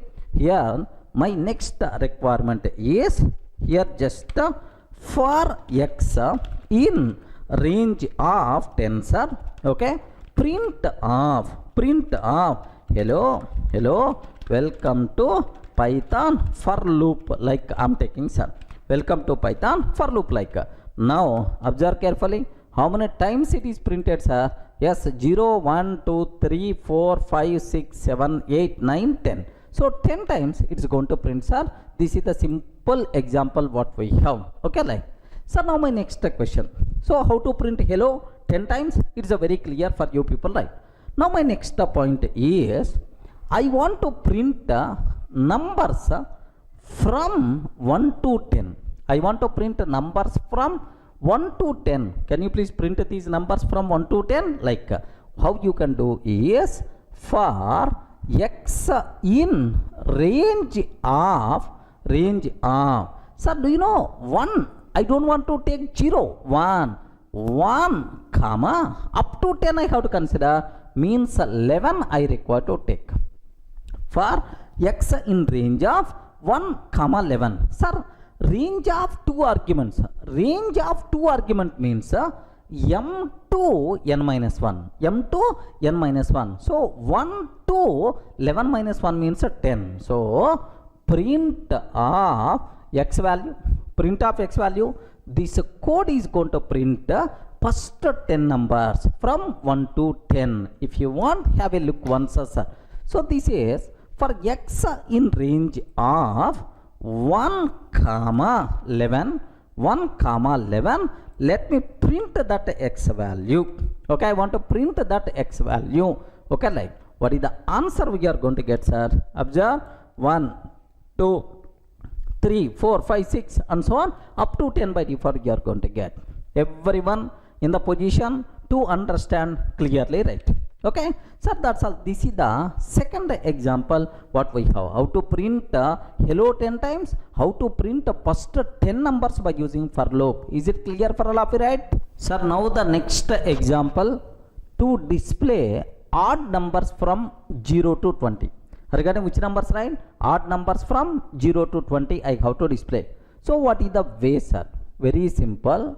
For each x in range of 0 to 20. Okay, starts with 0, 20. Up to 20 I have to consider. That's why we have to take, sir, 21. Regarding 21. So 0 to 20 will be covered. If this number is not even, so x percentage 2 is not equal to 0. So x percentage 2 is not equal to 0 means odd number. If it is odd number, then only print x. Regarding this is the simple code, sir. So for every number from 0 to 20, if that number division by 2 is not equal to 0 means it is odd number. Can you please print that x value? Sir, what is the output? 1, 3, 5, 7. Only odd numbers we are going to get up to 20. Have a look once. Here, my requirement is for x in range of 21, sir. For x in range of 21. Okay. If x percentage 2 is not equal to 0. If x percentage 2 is not equal to 0, print of x. If x percentage 2 is not equal to 0, print of x. Like this I have to take, sir. What answer by default you are getting? Here do you know? 1, 3, 5, 7, 9, 11, 13, 15, 17, 19. Like only even odd numbers by default you are getting. Okay, that's all. This is one way how you can use this one, sir. But even there are multiple ways are there. This is need not be optimal. There is another way is also there, sir. What is the other way is? Observe carefully. For x in range of, observe, starts from 1 because first odd number is 1 only, not 0, 1. 1 to 21 I am taking. So means begin to n minus 1. So 1 to 20 it is going to consider. Every time, can you please increment by 2? By 2. Now print of x value. Now print of x value. Have you observed? First 1. First 1 will be printed, sir. 1. Next increment by 2. 1 increment by 2 means 3 will be printed. Next increment by 2. Next 5 will be printed. Next 7 will be printed. This is alternative way to print odd numbers from 1 to 20. Have a look once. Here, instead of having this code, this much code, what I'm trying to take, sir, from 1 to 21, increment value is always 2. Increment is always 2, sir, print of x. That's all. So just with the range increment only, we are going to consider, we are going to generate, sir, odd numbers, right? Okay, well, have a look once. Here, sir, observe 1, 3, 5, 7, 9, 11, okay, 13, 15, 17, 19, only odd numbers by default we are going to get. So not required to keep any explanation about this terminology, right? Sir, now the next example, I want to print numbers from 10 to 1 in descending order. Are you getting? 10 to 1 in descending order I want to print. To display numbers, from 10 to 1. To display numbers from 10 to 1 in descending order. So how we can use for loop, sir? Very simple. How you can use for x in range of 10 to 0. 10 to 0 we have to take every time decrement by 1. Every time minus 1. This is the decrement, sir. First 10. Minus 1 means 9. Next minus 1 means 8. Next minus 1 means 7. Like it will be. This is the decrement, right? Now print of x value. Remember. So 10 comma 0 minus 1. 10 comma 0 minus 1. Every time decrement. Every time decrement by minus 1. Like this it's going to do, sir. Have a look once. Here I'm taking for x in the range of 10 to, sir, 0, 10 to 0, comma minus 1. 10 to 0, comma minus 1. Now what is the output we are going to get, sir? Print of x. Just have a look once. 10, 9, 8, 7, 6, 4, 3, 2, 1. Okay, like the values we are going to get in reverse like this, right? So now I hope you people are in the position to familiar with how to use for loop for the string, how you can use for loop for the range function. Clear for all of you, right? Any doubt? Sir, up to this, how you can use for loop for the string, how you can use for loop with the range function, we covered, right? Now the next one, how to use for loop for the list. I will explain with a small example. Observe, to print the sum of numbers in the given list. I will provide a list of numbers, right? You have to print the sum of numbers present in the given list. This is about my requirement, right? I don't want to hard code list in our program. You have to read the list of numbers from the keyboard. Remember, sir, what is the way?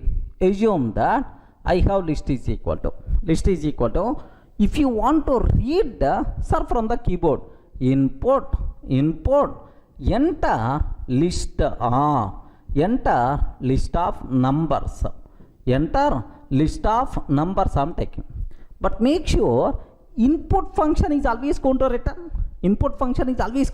String form. But I want list. That's why mandatory, sir, you require to use evolve function. Okay, if you provided in the list form, automatically this evolve function is always going to return in the list format only. Okay, now I'm taking some variable with the default value 0. I'm taking at the beginning with the 0, sir. For each element in list, for every element present in this list, sum is equal to, okay, sum plus x we have to take. Sum is equal to sum plus x we have to take. Print of the sum. Is just a print sum, sir. That's all. A simple program. What? To print the sum of numbers present inside given list. Sir, take a bit very special care. Why we are not performing typecasting here is already we use revolve function. Internally numbers are already converted into num type only. We are not required to perform any typecasting. Happily, do you know this one is going to print the sum of numbers present in the given list by using which loops are we used? For loop, right? Okay, have a look once. Here I'm taking here just list is equal to input enter some list of numbers like this I have to enter.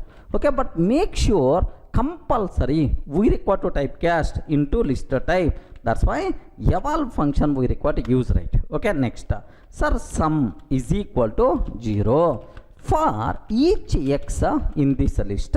For every element present in this list, sum is equal to sum plus x value. Okay, now print the sum. The sum, just I'm taking sum, sir. The sum like I'm taking. Now have a look once, enter some list of numbers. Okay, my list contain only 3 numbers, right? Sir, compulsory we require to take within square bracket because list, right? Compulsory we require to take within square bracket. So the sum of 10, 20, 30 means 60. Have you observed? The sum 60 we are getting, sir.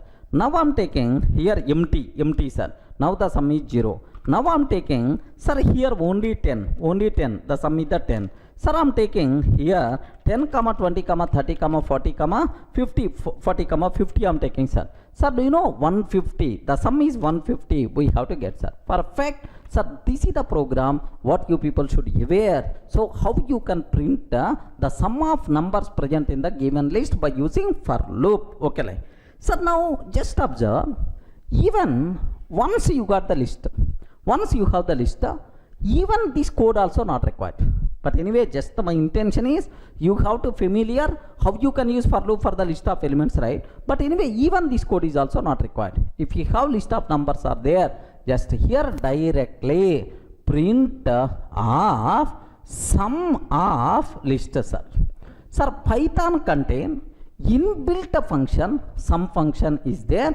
If you pass a list as the argument, all numbers present inside this list will be calculated. Sum is the Python's inbuilt function is there. But anyway, my intention is not to, sir, just you require to familiar with the for loop. That's why I didn't use this one. Still, let me show basic idea sake. What I'm trying to take, sir, here this total thing is not required. This total is not required. Let me remove the print sum. Okay, sum of list, sir. Sum of list. Have you observed, right? Here just take very special care about this one. Sum is the Python's inbuilt function. If you pass list as the argument, in this list whatever numbers are there, it will be calculated the sum, and it is trying to print sums are because of this print statement. Now have a look once, sir. Just 10, 40, 50 I'm taking, sir. Now 100 I have to get. Have you observed the sum is the 100? Like now I'm taking, sir, just 9, 8, 7 I'm trying to take, sir.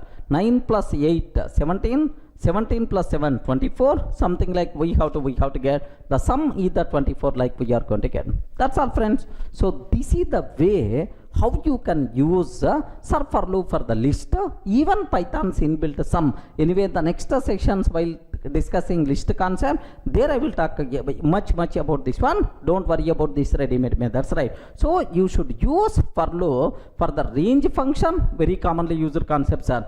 Even for a string concept you can use. For loop is applicable for the list, tuple, set, dictionary, everywhere for loop is going to be helpful, sir. That's why please make sure. So if there is a sequence, if you want to iterate elements, if you want to repeat those many number of times, then compulsory we should go for loop. Clear?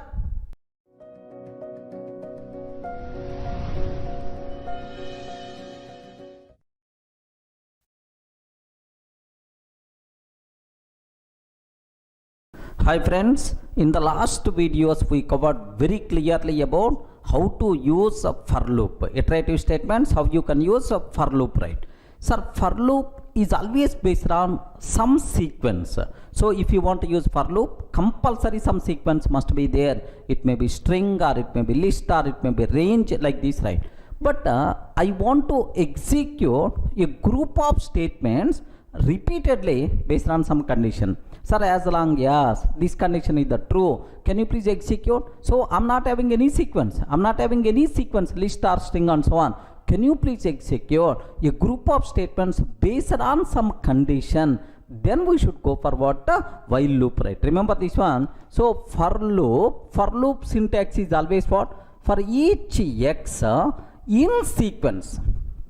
For each x in sequence, can you please execute this body? This is the for loop sequence, right? So for every element present in the given sequence, execute this body. How many times the body will be executed based on number of elements present in the given sequence? Okay, like but what is the while loop style is very simple. I want to execute a group of statements, sir, based on some condition. Okay, while condition, okay, execute this body, that's all. Sir, how many times this body will be executed?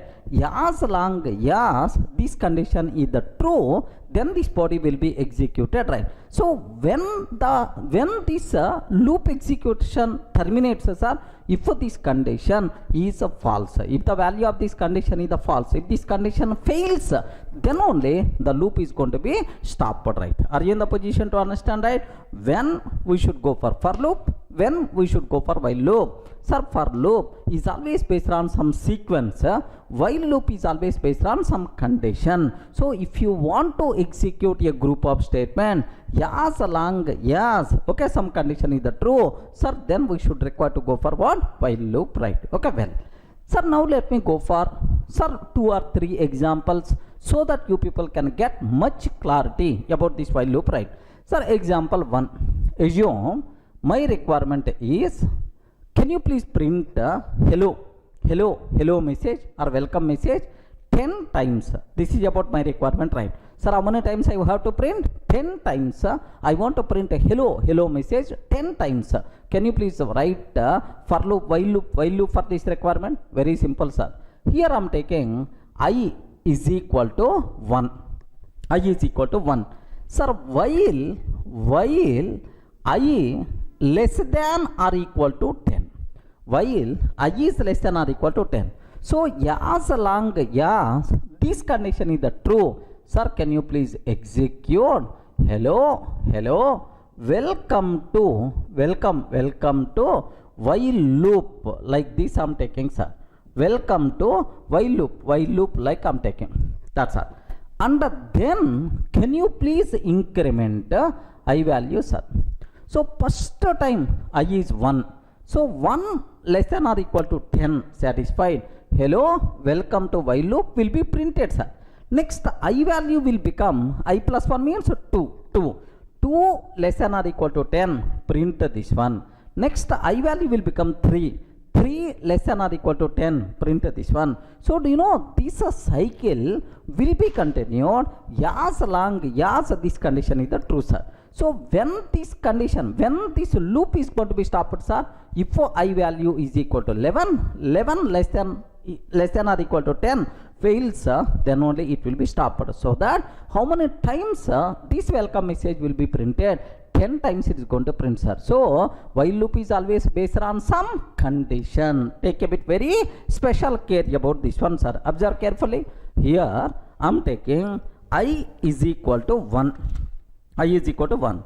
While I less than or equal to 10, sir. While I is less than or equal to 10. Print hello welcome to while loop like I am taking, sir. Welcome to while loop like I am taking. And then I is equal to I plus 1. That's all. This is the simple example, sir. So that what is the output we will get? Just have a look once, sir. Observe that very carefully, sir. Py test dot py I am taking. Sir, if I can take like, what is the answer we are going to get? Hello welcome to while loop. How many times it's going to print, sir? If you want, you can count exactly 10 times it's going to print, sir. Okay, this is the way how you can print hello message 10 times by using while loop. Okay, Now my next requirement is, I don't want to print hello sir. Can you please print numbers from 1 to 10? Can you please print numbers from 1 to 10 by using while loop? This is about my requirement, right? What is the way? Okay, I is equal to 1, I value is 1. Sir, while, here observe, while I is less than or equal to 10. While I is less than or equal to 10, sir, print of I value, print of I value. Sir, 1 is less than or equal to 10, print of 1, okay? And then, can you please increment I value? Same example, instead of print hello message, now I'm trying to print what? I value, right? So, first time 1. Next time 2, next time 3. So until 10 it's going to print. But whenever I value is 11, this condition fails automatically. What the output you are going to get, just that's all, 1 to 10 we are going to get, sir. Have a look once, the same example. Instead of printing welcome message, now I require to print I value. That's all, sir. Regarding I value, I have to do that, sir. Now have a look once about this example, sir. 1, 2, 3, 4, 5 and so on up to 10. Happily the first 10 numbers by default you are going to get. Okay, like, sir, now the next example, I want to print numbers from 1 to 20 which are divisible by 3. Assume that. Sir, can you please observe that? Okay, to print numbers, okay, here example, to print numbers from 1 to 20, to print numbers from 1 to 20 which are divisible by 3, which are divisible by 3. This is about my requirement, right? So what is the way? You have to repeat this loop until from 1 to 20. Sir, which are divisible by 3, such a type of numbers only I have to print, sir. What I will take, x is equal to 1, while sir, x less than or equal to 20. Okay, if x value less than or equal to 20, sir, what I have to do? If this one divisible by 3 or not? If okay, x sir, percentage 3 double equal to 0. If x percentage 3 double equal to 0 means it is divisible by 3. Then only print x value. And then increment x value every time. That's all. This is the simple example how you can print the numbers which are divisible by 3 from 1 to 20. Okay, like this is the code, sir. Sir, let me execute this code. Have a look once.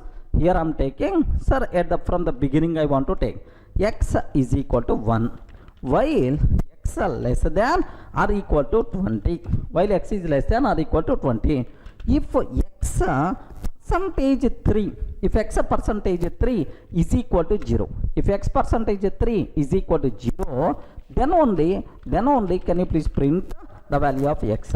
Okay, well, and then x is equal to x plus 1. Of course, there are multiple ways are there. This is one way, sir. Okay, now have a look once. Am I going to get, sir, the numbers are not? Sir, observe very carefully. 3, 6, 9, 12, 15, 18. These are the numbers which are divisible by 18. Okay, now by this time I hope what is the syntax of while loop, how you can use a while loop, it's a very clear for you people, right? Any doubt? Sir, now observe the next example. Write a program to display the sum of first n numbers. So n value you have to provide from the keyboard. Suppose if I am providing n at the 5, then the sum of first n numbers means 1 plus 2 plus 3 plus 4 plus 5. Okay, like, so do you know in our mathematics somewhere the sum of first n numbers, there is a formula is there, sir. N into n plus 1 by 2.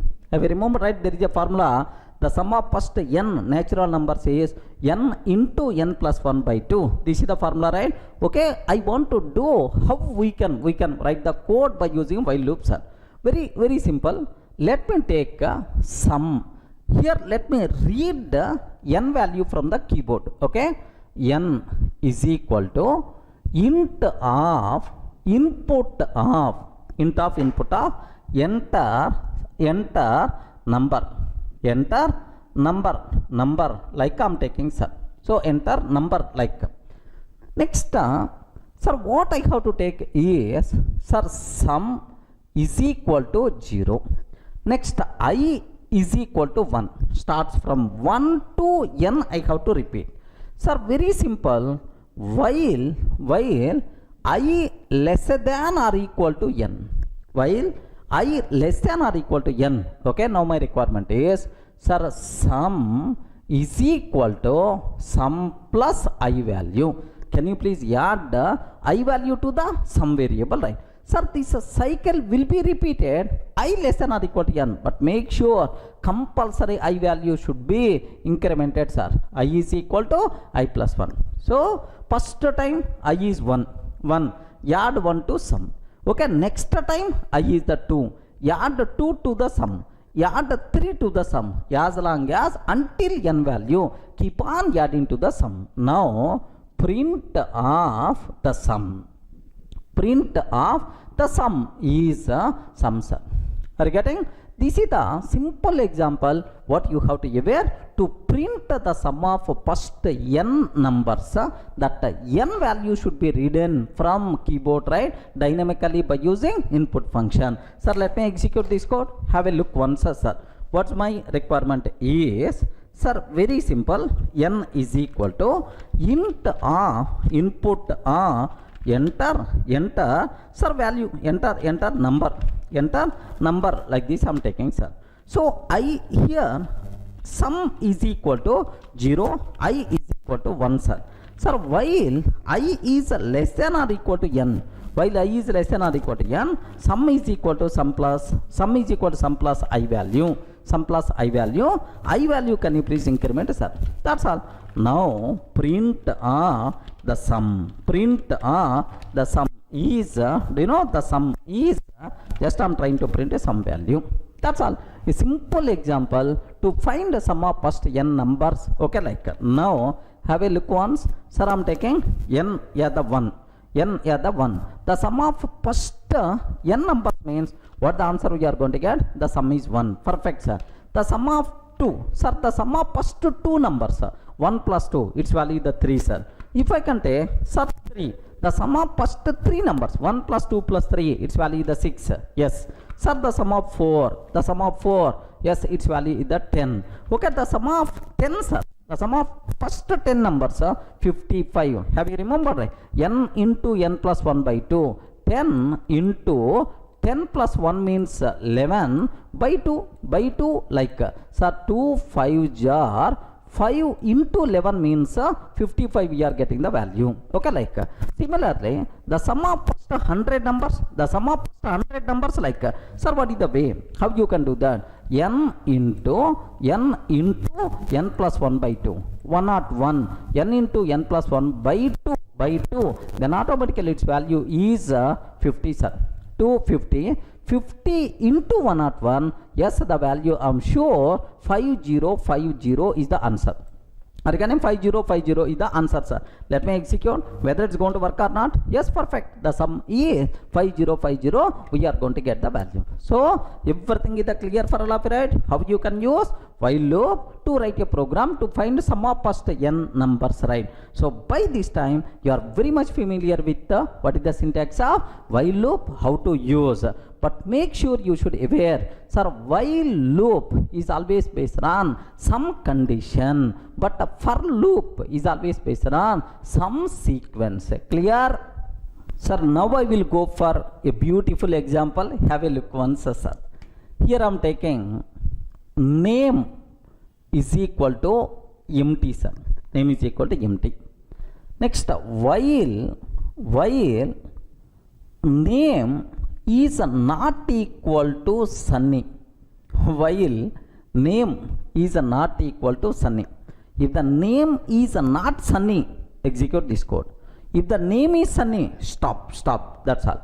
Sir, now name is equal to input of, name is equal to input of, enter your favorite, enter your favorite actress. Are you getting? Enter your favorite actress. Okay, like I'm asking. Now, sir, here print thanks for confirmation. Thanks for confirmation. Thanks for confirmation. Like, sir, just observe how this code is going to work. Beautiful example to understand, sir. So when we should go for while loop? Yes, long, yes, the condition is the true. Keep on execute the body. If the condition fails, then only stop. This is about our requirement, right? Now observe, name is empty, sir. Name is empty. Sir, empty is not equal to Sunny. Oh, condition satisfied. Empty is not equal to Sunny. Condition satisfied. Now name, enter your favorite actress. Now I'm adding some name. Sir, loop contain only one line at the body. Okay. Now you got name. If the name not Sunny, again ask to enter the name. Sir, again it is not Sunny. Again execute this loop. So now how many times this body is going to execute, sir? Yes, long, yes, name you didn't enter at the Sunny. Sir, when it will be stopped, sir? Once the name is a Sunny, then only it will be stopped. Are you getting it? So we are forcing to enter your favorite actress name as a Sunny. Okay, like, sir, once you entered Sunny, oh, Sunny is not equal to Sunny. Yes, condition fails. Now it will be stopped. Thanks for confirmation. Like, beautiful example, sir. Okay, have a look once here. Just observe a bit very carefully about this terminology, sir. I'm taking here name is equal to empty, while name is not equal to Sunny. If the name is not equal to Sunny, execute the body. So what body I'm taking, sir? Name here, sorry, indentation must be required, right? Name is equal to input of enter your favorite actress. Okay, enter your favorite actress, like I'm taking, sir. Now print thanks for confirmation. Okay, like I'm taking, that's all, sir.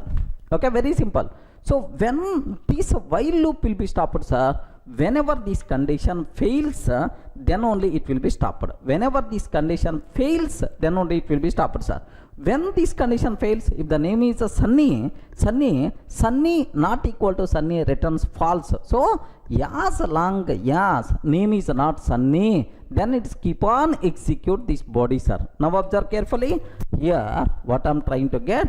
Sir, enter your favorite actress name. Sir, I'm taking Katrina Kaif. Okay, like, sir, it's asking again, enter your favorite actress. Okay, now I'm taking Karina. Okay, like, sir, again it's going to ask, sir, Anushka, like this I'm trying to add. Yes, sir, again it is asking Deepika. Okay, sir, again it's going to ask. Okay, just again it will ask, sir, Mallika, like I'm taking. Again it will ask.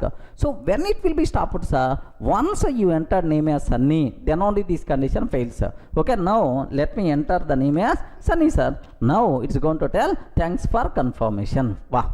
Are you getting right? Yes, long, yes, the condition keep on true, it is going to execute the body. If this condition fails, then only the code by default, the program will be stopped. This type of thing is nothing but while loop, sir. While loop is always based on condition. Clear for all of you, right?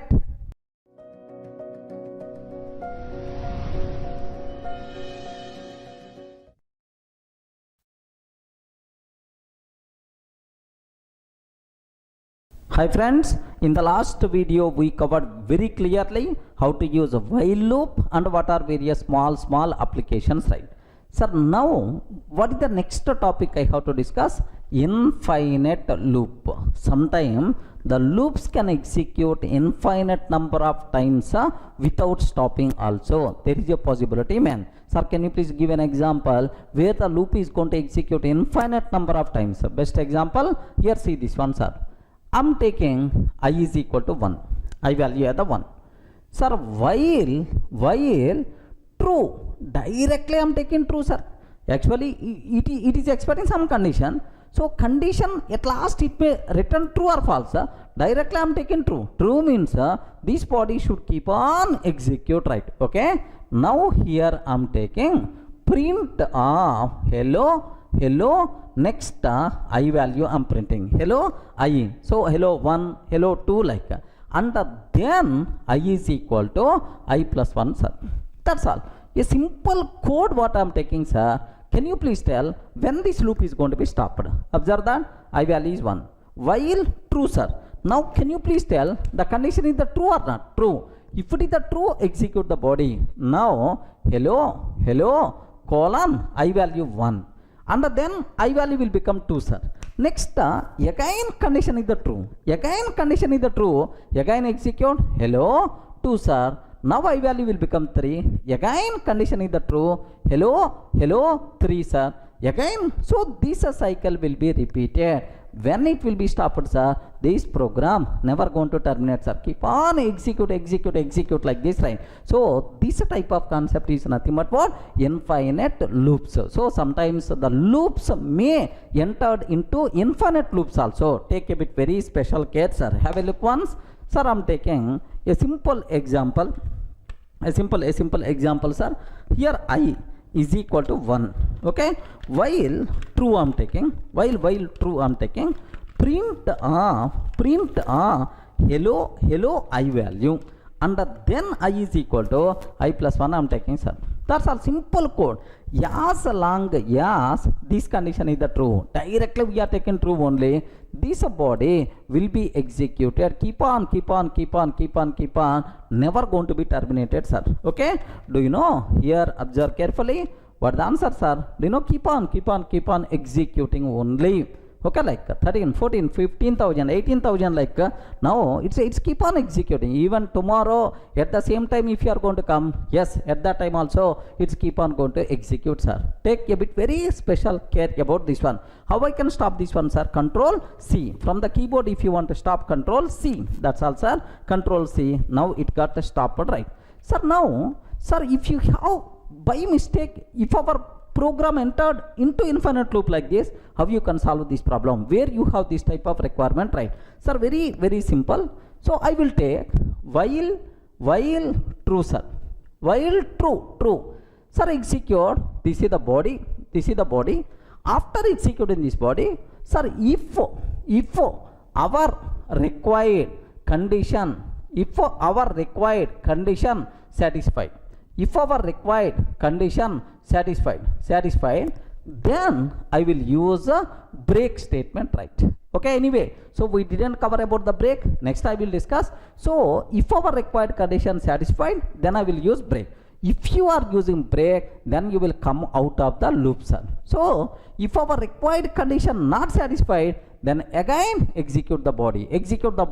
So this body keep on executing, okay, until our required condition satisfied. If our required condition satisfied, just simply use break. So if we don't know number of iterations in advance, best loop is while loop only. Have you observed, right? How many times this while loop is going to execute? We can't tell. So once a condition fails, then only it will be stopped. It may be 10 times or 20 times or 1000 times also. Okay, it's a very common requirement. Sir, defining as infinite loop, but break that infinite loop based on our requirement, based on our condition, right? Such type of requirements also there. Maybe in the future example, you may get much clarity. Are you getting right? So what is infinite loop? Can you please give an example for infinite loop? Clear, right? Sir, up to this, what is the meaning of infinite loop is the clear. Now the next small concept, nested loops concept, right? What is this concept? Can you please spell out? Nested loops. Sir, what is the meaning of nested loop? The name itself indicates, have you observed? Nested loop inside another loop. Loop inside another loop. another loop like. So sometimes we can declare a loop inside another loop. Such a type of concept is called nested loops or inner loops concept, right? Okay, sir, how you can use? Can you please give an example? You people may ask. Let me go for a small example, sir. What's my requirement is, take a very special care about this one. I'm taking for I in range of, for I in range of 3 I'm taking, sir. For I in range of 3, for loop I'm taking. Next, for j in range of 2 I'm taking. For j in range of 2. Now print of j value, print of, instead of ij, just I want to print hello, like this I'm taking, sir. This is my requirement, sir. Now take very special care, sir. So it is the for loop. Inside for loop, I'm using another for loop. I'm using another for loop. This is nothing but nested loop concept. Loop inside another loop is called nested loop. Can you please tell how many times hello will be printed? You have to analyze how many times hello will be printed. Okay, very simple, sir. For I in range of 3, for I in range of 3, can you please tell what are possible values of I? Range of 3 means, so do you know range of n? Range of n means 0 to n minus 1. 0 to n minus 1. So range of 3 means 0 to n minus 1 means 3 minus 1, 2. So the possible values of I are 0, 1, 2. Means this outer for loop, this total body will be executed how many times, right? 3 times. Sir, whenever I is the 0, it will execute 1 time. Whenever I is 1, it will execute again. Whenever I is equal to 2, again it will execute. Okay, like. Sir, now observe, for a j in range of 2, j in range of 2, can you please tell what is the possible values of j? The possible values of j are 0, 1. So 2 means 0, 1. Just now I told 0 to n minus 1. Okay, 0 to n minus 1, 0, 1. So this loop will be executed how many times? 2 times. So first j is the 0, it will print hello, and j is the 1, it will print hello, like this, right? So first I, whenever I is 0, this loop should execute. At the time j is equal to 0, hello will be printed. Next, again j is equal to 1, hello will be printed, like. So for I is equal to 0, this inner loop will be executed 2 times. Next, similarly, I is equal to 1, again j is equal to 0, hello will be printed. J is equal to 1, hello will be printed. Observe very carefully, sir. Hello. Same story if I is equal to 2 also. So for every I value, inner loop will execute. For every inner loop will execute 2 times. That's why total, how many times hello will be printed, sir? 6 times hello will be printed. Correct or not? Okay. Have a look once. Just I'm taking here. Sir, observe carefully, sir. For I in range of 3, sir. For I in range of 3. For j in range of 2, sir. 2. Sir, print hello, like this I'm taking, sir. Print of 2. Sir, can you please tell what are possible values of I? 0, 1, 2. The possible values of I are 0, 1, 2. Sir, what are possible values of j, sir? The possible values of j are 0, 1. Okay. So whenever I value is 0, sir, this loop will be executed 2 times. Whenever I value is 1, this will be executed again 2 times. Whenever I value the 2, again 2 times. Sir, total, sir, hello will be printed. How many times, right? 6 times will be printed. Have a look once. Have a look once. How many times, right? Sir, 3 followed by 3. Total 6 times it is going to be printed, sir. So first 2 times printed. First 2 times printed whenever I is equal to 0. Next 2 times printed whenever I is equal to 1. Next 2 times printed whenever I is equal to 2, sir. Regarding I is equal to 0, I is equal to 1, I is equal to 2, sir, like 6 times it is going to print, sir. I hope you are in the position to understand what is the meaning of nested loop. Clear for all of you, right? A loop inside another loop is called nested loop. Sir, now let me go for one more example. You may get much clarity. Same example only in different style I want to take. Observe carefully, sir. Here my requirement is, sir, something like this is my sample code. For I in range of 3. For I in range of 3. Can you please tell how many times this loop will be executed? 3 times. I is the 0, I is 1, I is 2. Just now I covered. Next for j in range of 2, sir. This inner loop will be executed how many times? 2 times.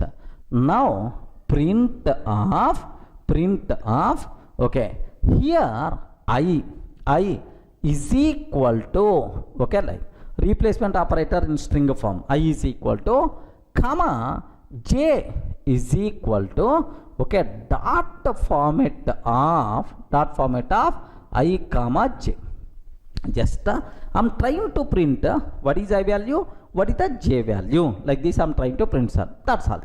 Can you please guess what is the output we are going to get? If I is equal to 0, for I is equal to 0, sir, now this loop is going to start. Now j is equal to 0, so I is equal to 0, j is equal to 0 will be printed. And then j value will become 1 because the possible values of j are 0, 1. The possible values of I are 0, 1, 2. Okay. Now 0, for j in range of 2, 0, 1, like. Sir, now I is the 0, j is the 0 completed. Now, sir, after j is the 0, go for next iteration. Now j value will become 1. So I is 0, j is 1. So whenever I is the 0, j will be 0, j will be 1, this loop will be executed. Again, after this, go for I is equal to 1. Whenever I is equal to 1, again j value 0, j value 1. So j value 0, j value 1. Observe. So this one, if I is the 0, j will be, inner loop will be repeated 2 times. Next, here I is 1, j will be repeated again. Similarly, I is 2. I is equal to 2, like, sir, j is equal to 0, I is equal to 2, j is equal to 1. That's all. This concept is nothing but nested loops. But please make sure, just by simply listening, you may not get much clarity, man. Once, if your fingers are there on the keyboard, or otherwise you are writing on the paper and analyze, then you people can get much clearly. Okay, that's all. It's not no big special. So whenever I is the 0, this loop will be executed. So this loop how many times? Sir, j value 0, j value 1. Like this is the output we are going to get, sir. Let me execute this code. Have a look once very carefully, sir. Here I am trying to take same terminology only. Sir, I, okay, 1 minute. For I in range of 3. For j in range of 2, sir. 2. Print of I is equal to, comma, j is equal to, j is equal to, like I'm taking dot format of what is the I value, comma, what is the j value. Like this I'm taking, sir. Can you please tell what are possible values of I? 0, 1, 2. What are the possible values of j, sir? The possible values of j are 0, 1. So whenever I is 0, j values will become 0 and 1. Whenever I value is 1, j values become 0 and 1. Whenever I value will become 2, j values will become 0 and 1 again and again. So what output we are going to get? I is 0, 0, I is. Whenever I is equal to 0, 0, inner loop will be repeated 2 times. J is equal to 0, j is equal to 1. Whenever I is equal to 1, j is equal to 0, j is equal to 1. Whenever I is equal to 2, j is equal to 1, 0, j is equal to 1. That's all, sir. So with pleasant mind, analyze this code. So happily you can able to understand, right? So now I hope you people can aware what is the meaning of nested loop. The loop inside another loop is the concept of what? Nested loops. Clear, right?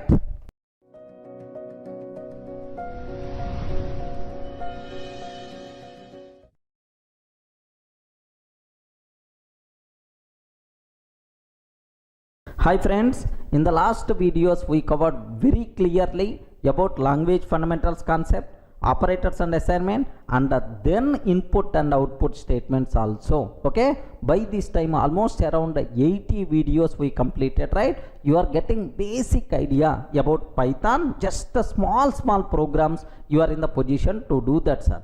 Sir, now the fourth topic what we have to start, flow control. What is that statement? What is the topic name, sir? Flow control is the topic what we have to discuss. Sir, it's a very common requirement. If I'm writing some 20 lines, 30 lines of the code, some students are going to ask, sir, can you please tell which line will be executed first, or what is the next line is going to execute? Can you please explain flow control? Flow, sir, program flow, like they may ask. So at the runtime, in which order the statements will be executed is decided by flow control, sir. Remember this one. Can you please explain control flow, or in which order the statements will be executed at runtime is decided by flow control. Remember that. Suppose here we have if statement is there, sir. Assume some if statement is there. If this condition is the true, if this condition is the true, it will be executed, sir. Sir, else it will be executed.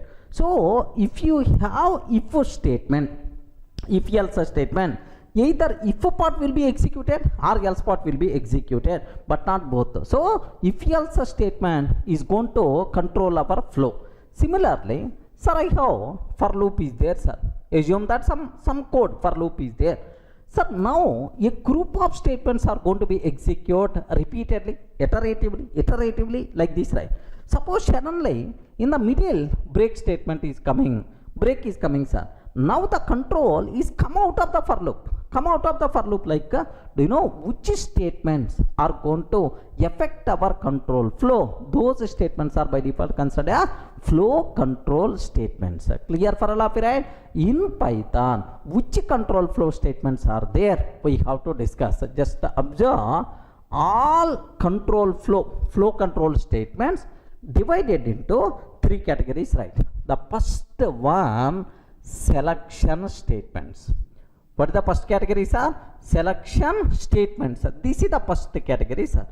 Based on some condition, can you please select one option and execute? Suppose if else is there, two options are there, but at runtime, based on the condition, only one option is going to be executed, either if part or else part, like. Sir, here which statements are there? If statement we can discuss, or if else we can discuss.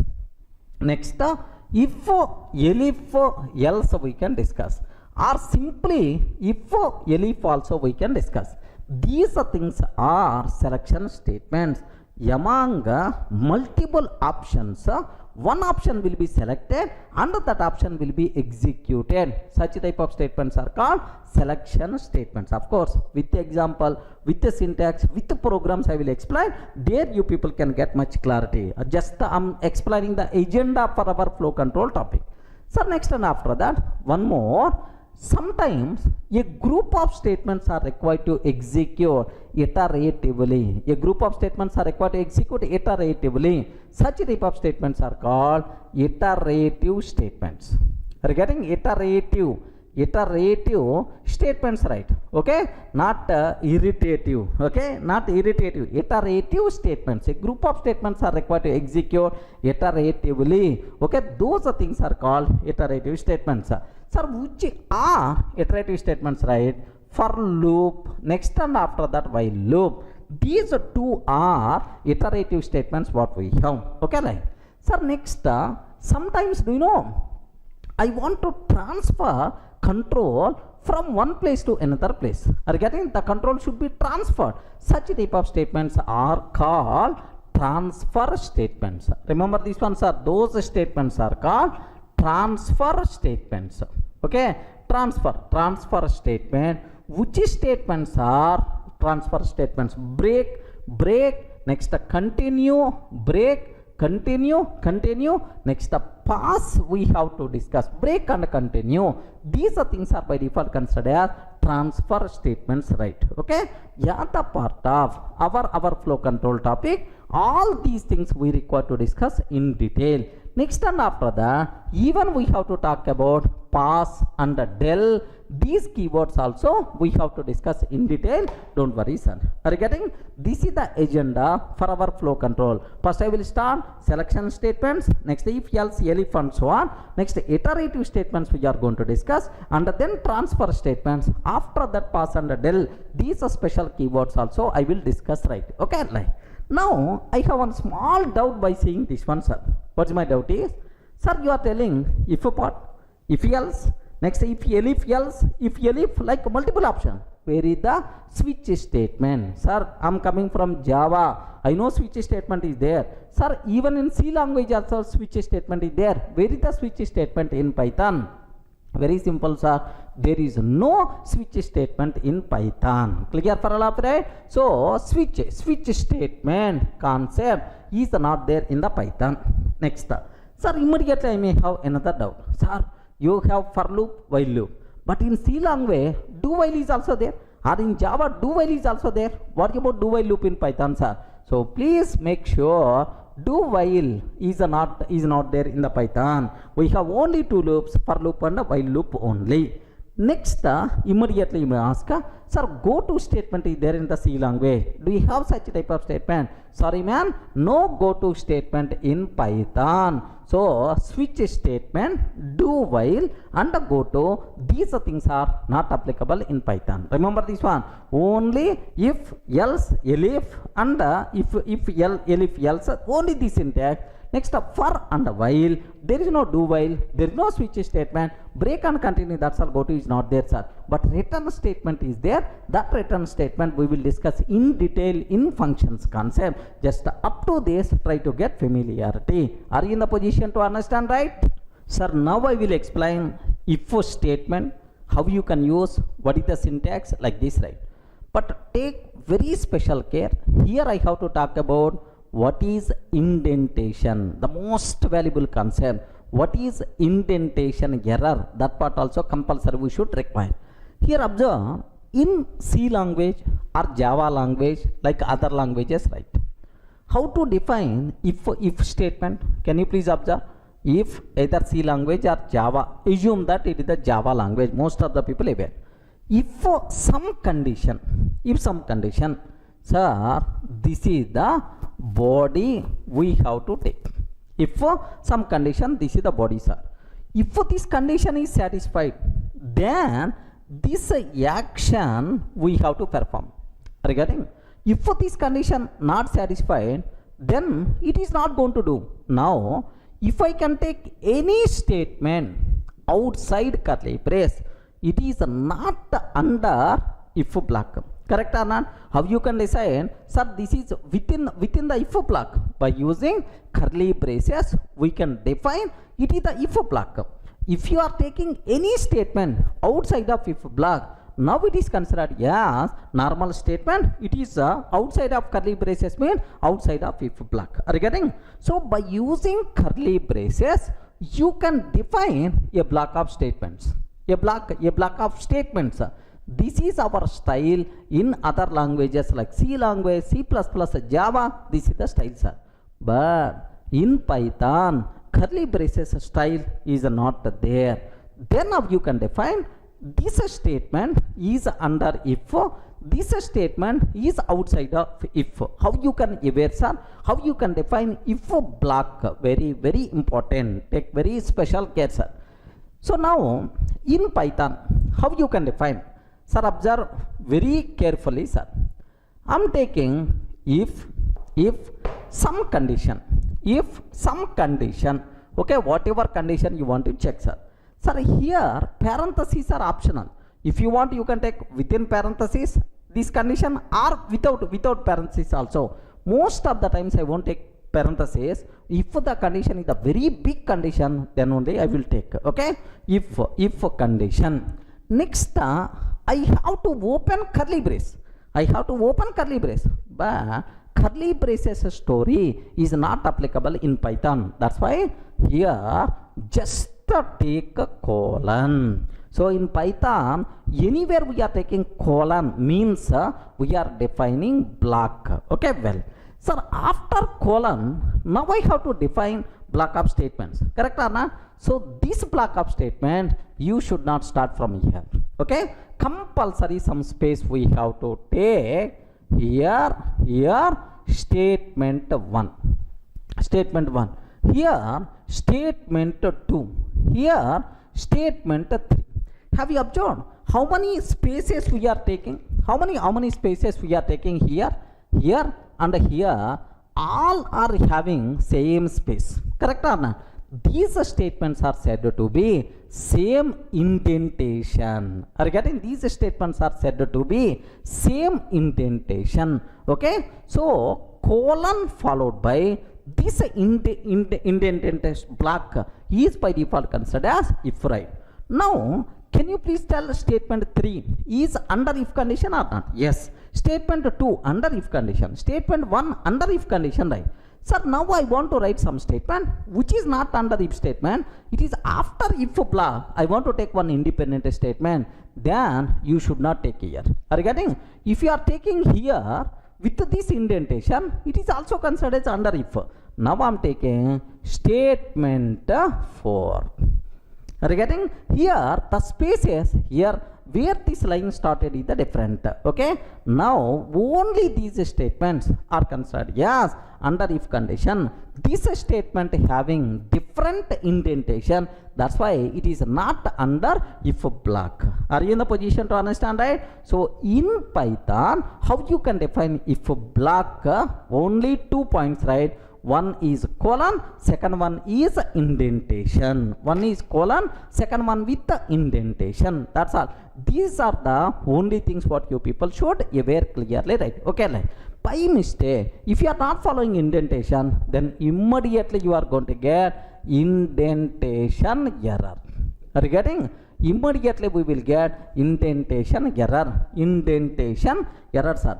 Being beginner, being learner of the Python, sir, I am learning first time Python. Oh, several times you are getting these type of things, right? That's why while defining blocks, compulsory we have to maintain indentation. Number of spaces must be same. Here 4 spaces are there. Here also 4. Here also 4. Having same indentation. That's why this group of statements are considered as under if. So now this statement not having any this indentation, so it is the independent. After if block, this one is going to execute. So take a bit very special care about indentation. Clear, right? Now let me go for have a look once. Here I am taking. So here I am taking. Sir, very simple. It is a Python enabled editor. If it is a Python enabled editor, sir, if you are using normal editor, normal notepad, sir, normal notepad I am taking. If condition, here just observe that if condition. Next, if I click enter, immediately control is coming to first line only. Okay, you have to take care about indentation. So give 1 or 2 spaces, give 1 or 2 spaces like now statement 1, again it will go to sir same space we have to take statement 2. Next again we have to maintain same number of spaces, statement 3.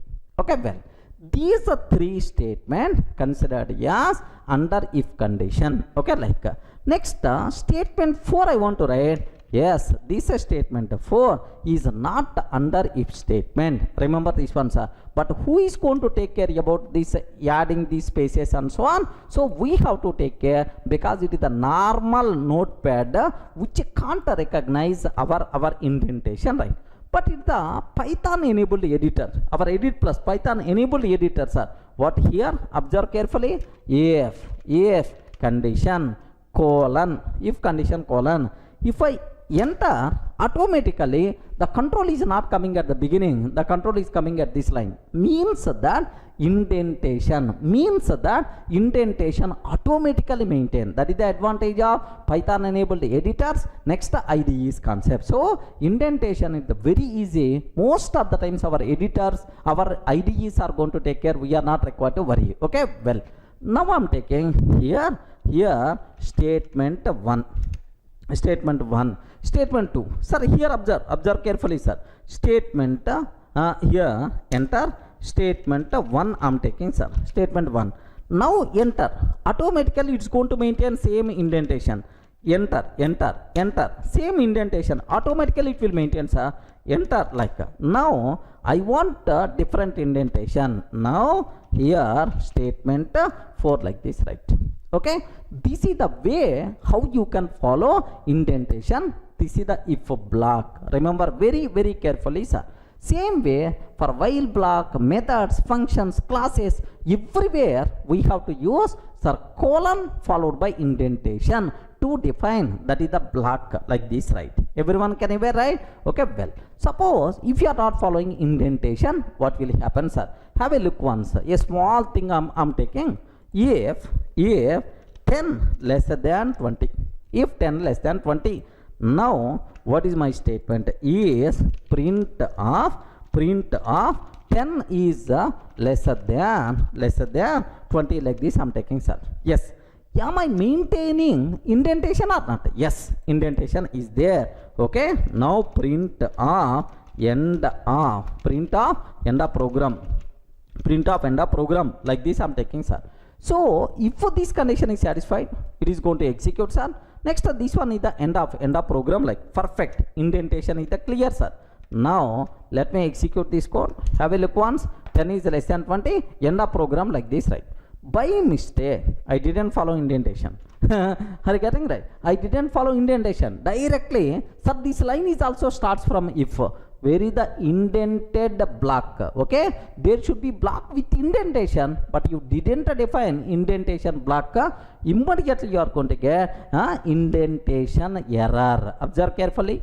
Now have a look once. What answer by default we are going to get, sir? Indentation error expected an indented block. Okay, clear, right? So this is what you people should be aware about the indentation and the indentation block. Okay, well, sir, now let me go for a simple example. What is the syntax for if statement? So how can you please give an example? Like, sir, very simple. If this condition is satisfied, here parentheses are optional. If you want, you can take, otherwise you can ignore. If this condition is satisfied, execute this statement. So if this condition not satisfied, then without executing this statement, can you please continue remaining statements? This type of syntax is by default considered as if condition, right? Okay, I will go for a small example so that you people can get much clarity.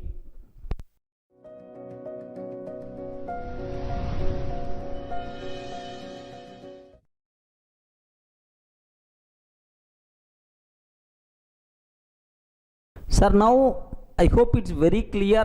What about indentation?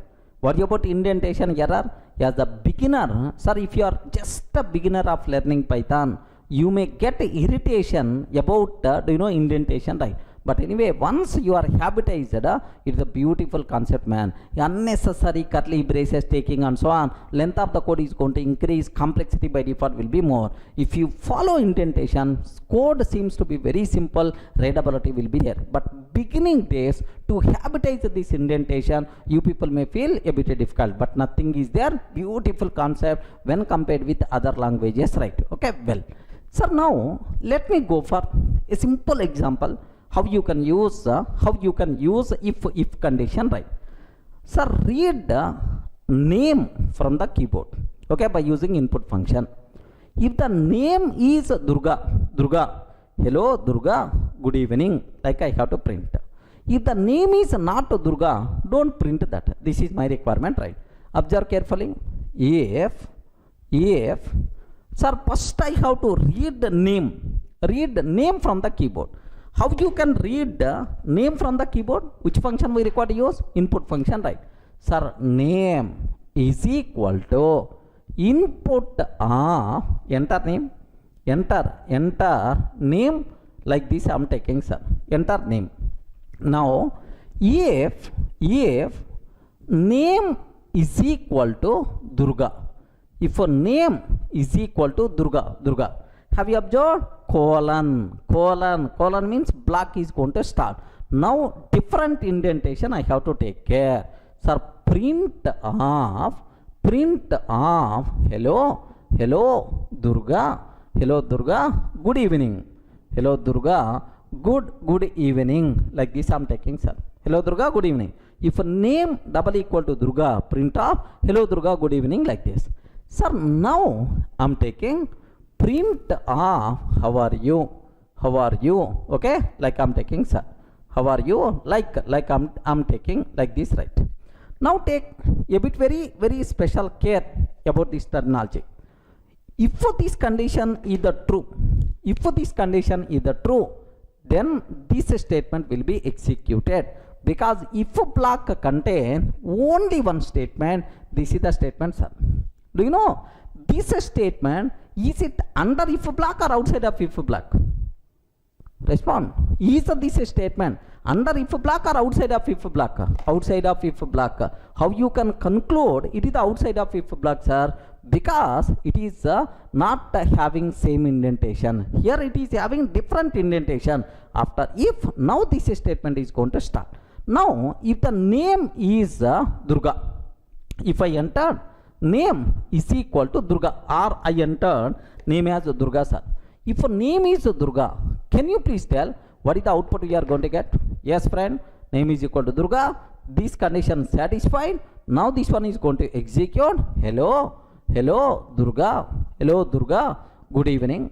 Hello Durga, good evening, like. Next, after that, remaining statements will be continued as usual. That's why, how are you? Are you getting? How are you? Like you are going to get this is the output, sir. If you entered Durga. Suppose if I entered name, my friend name Sunny. Okay, not Durga, sir. Sunny I entered. If I entered Sunny, what the answer? Can you please tell? Name is the Sunny.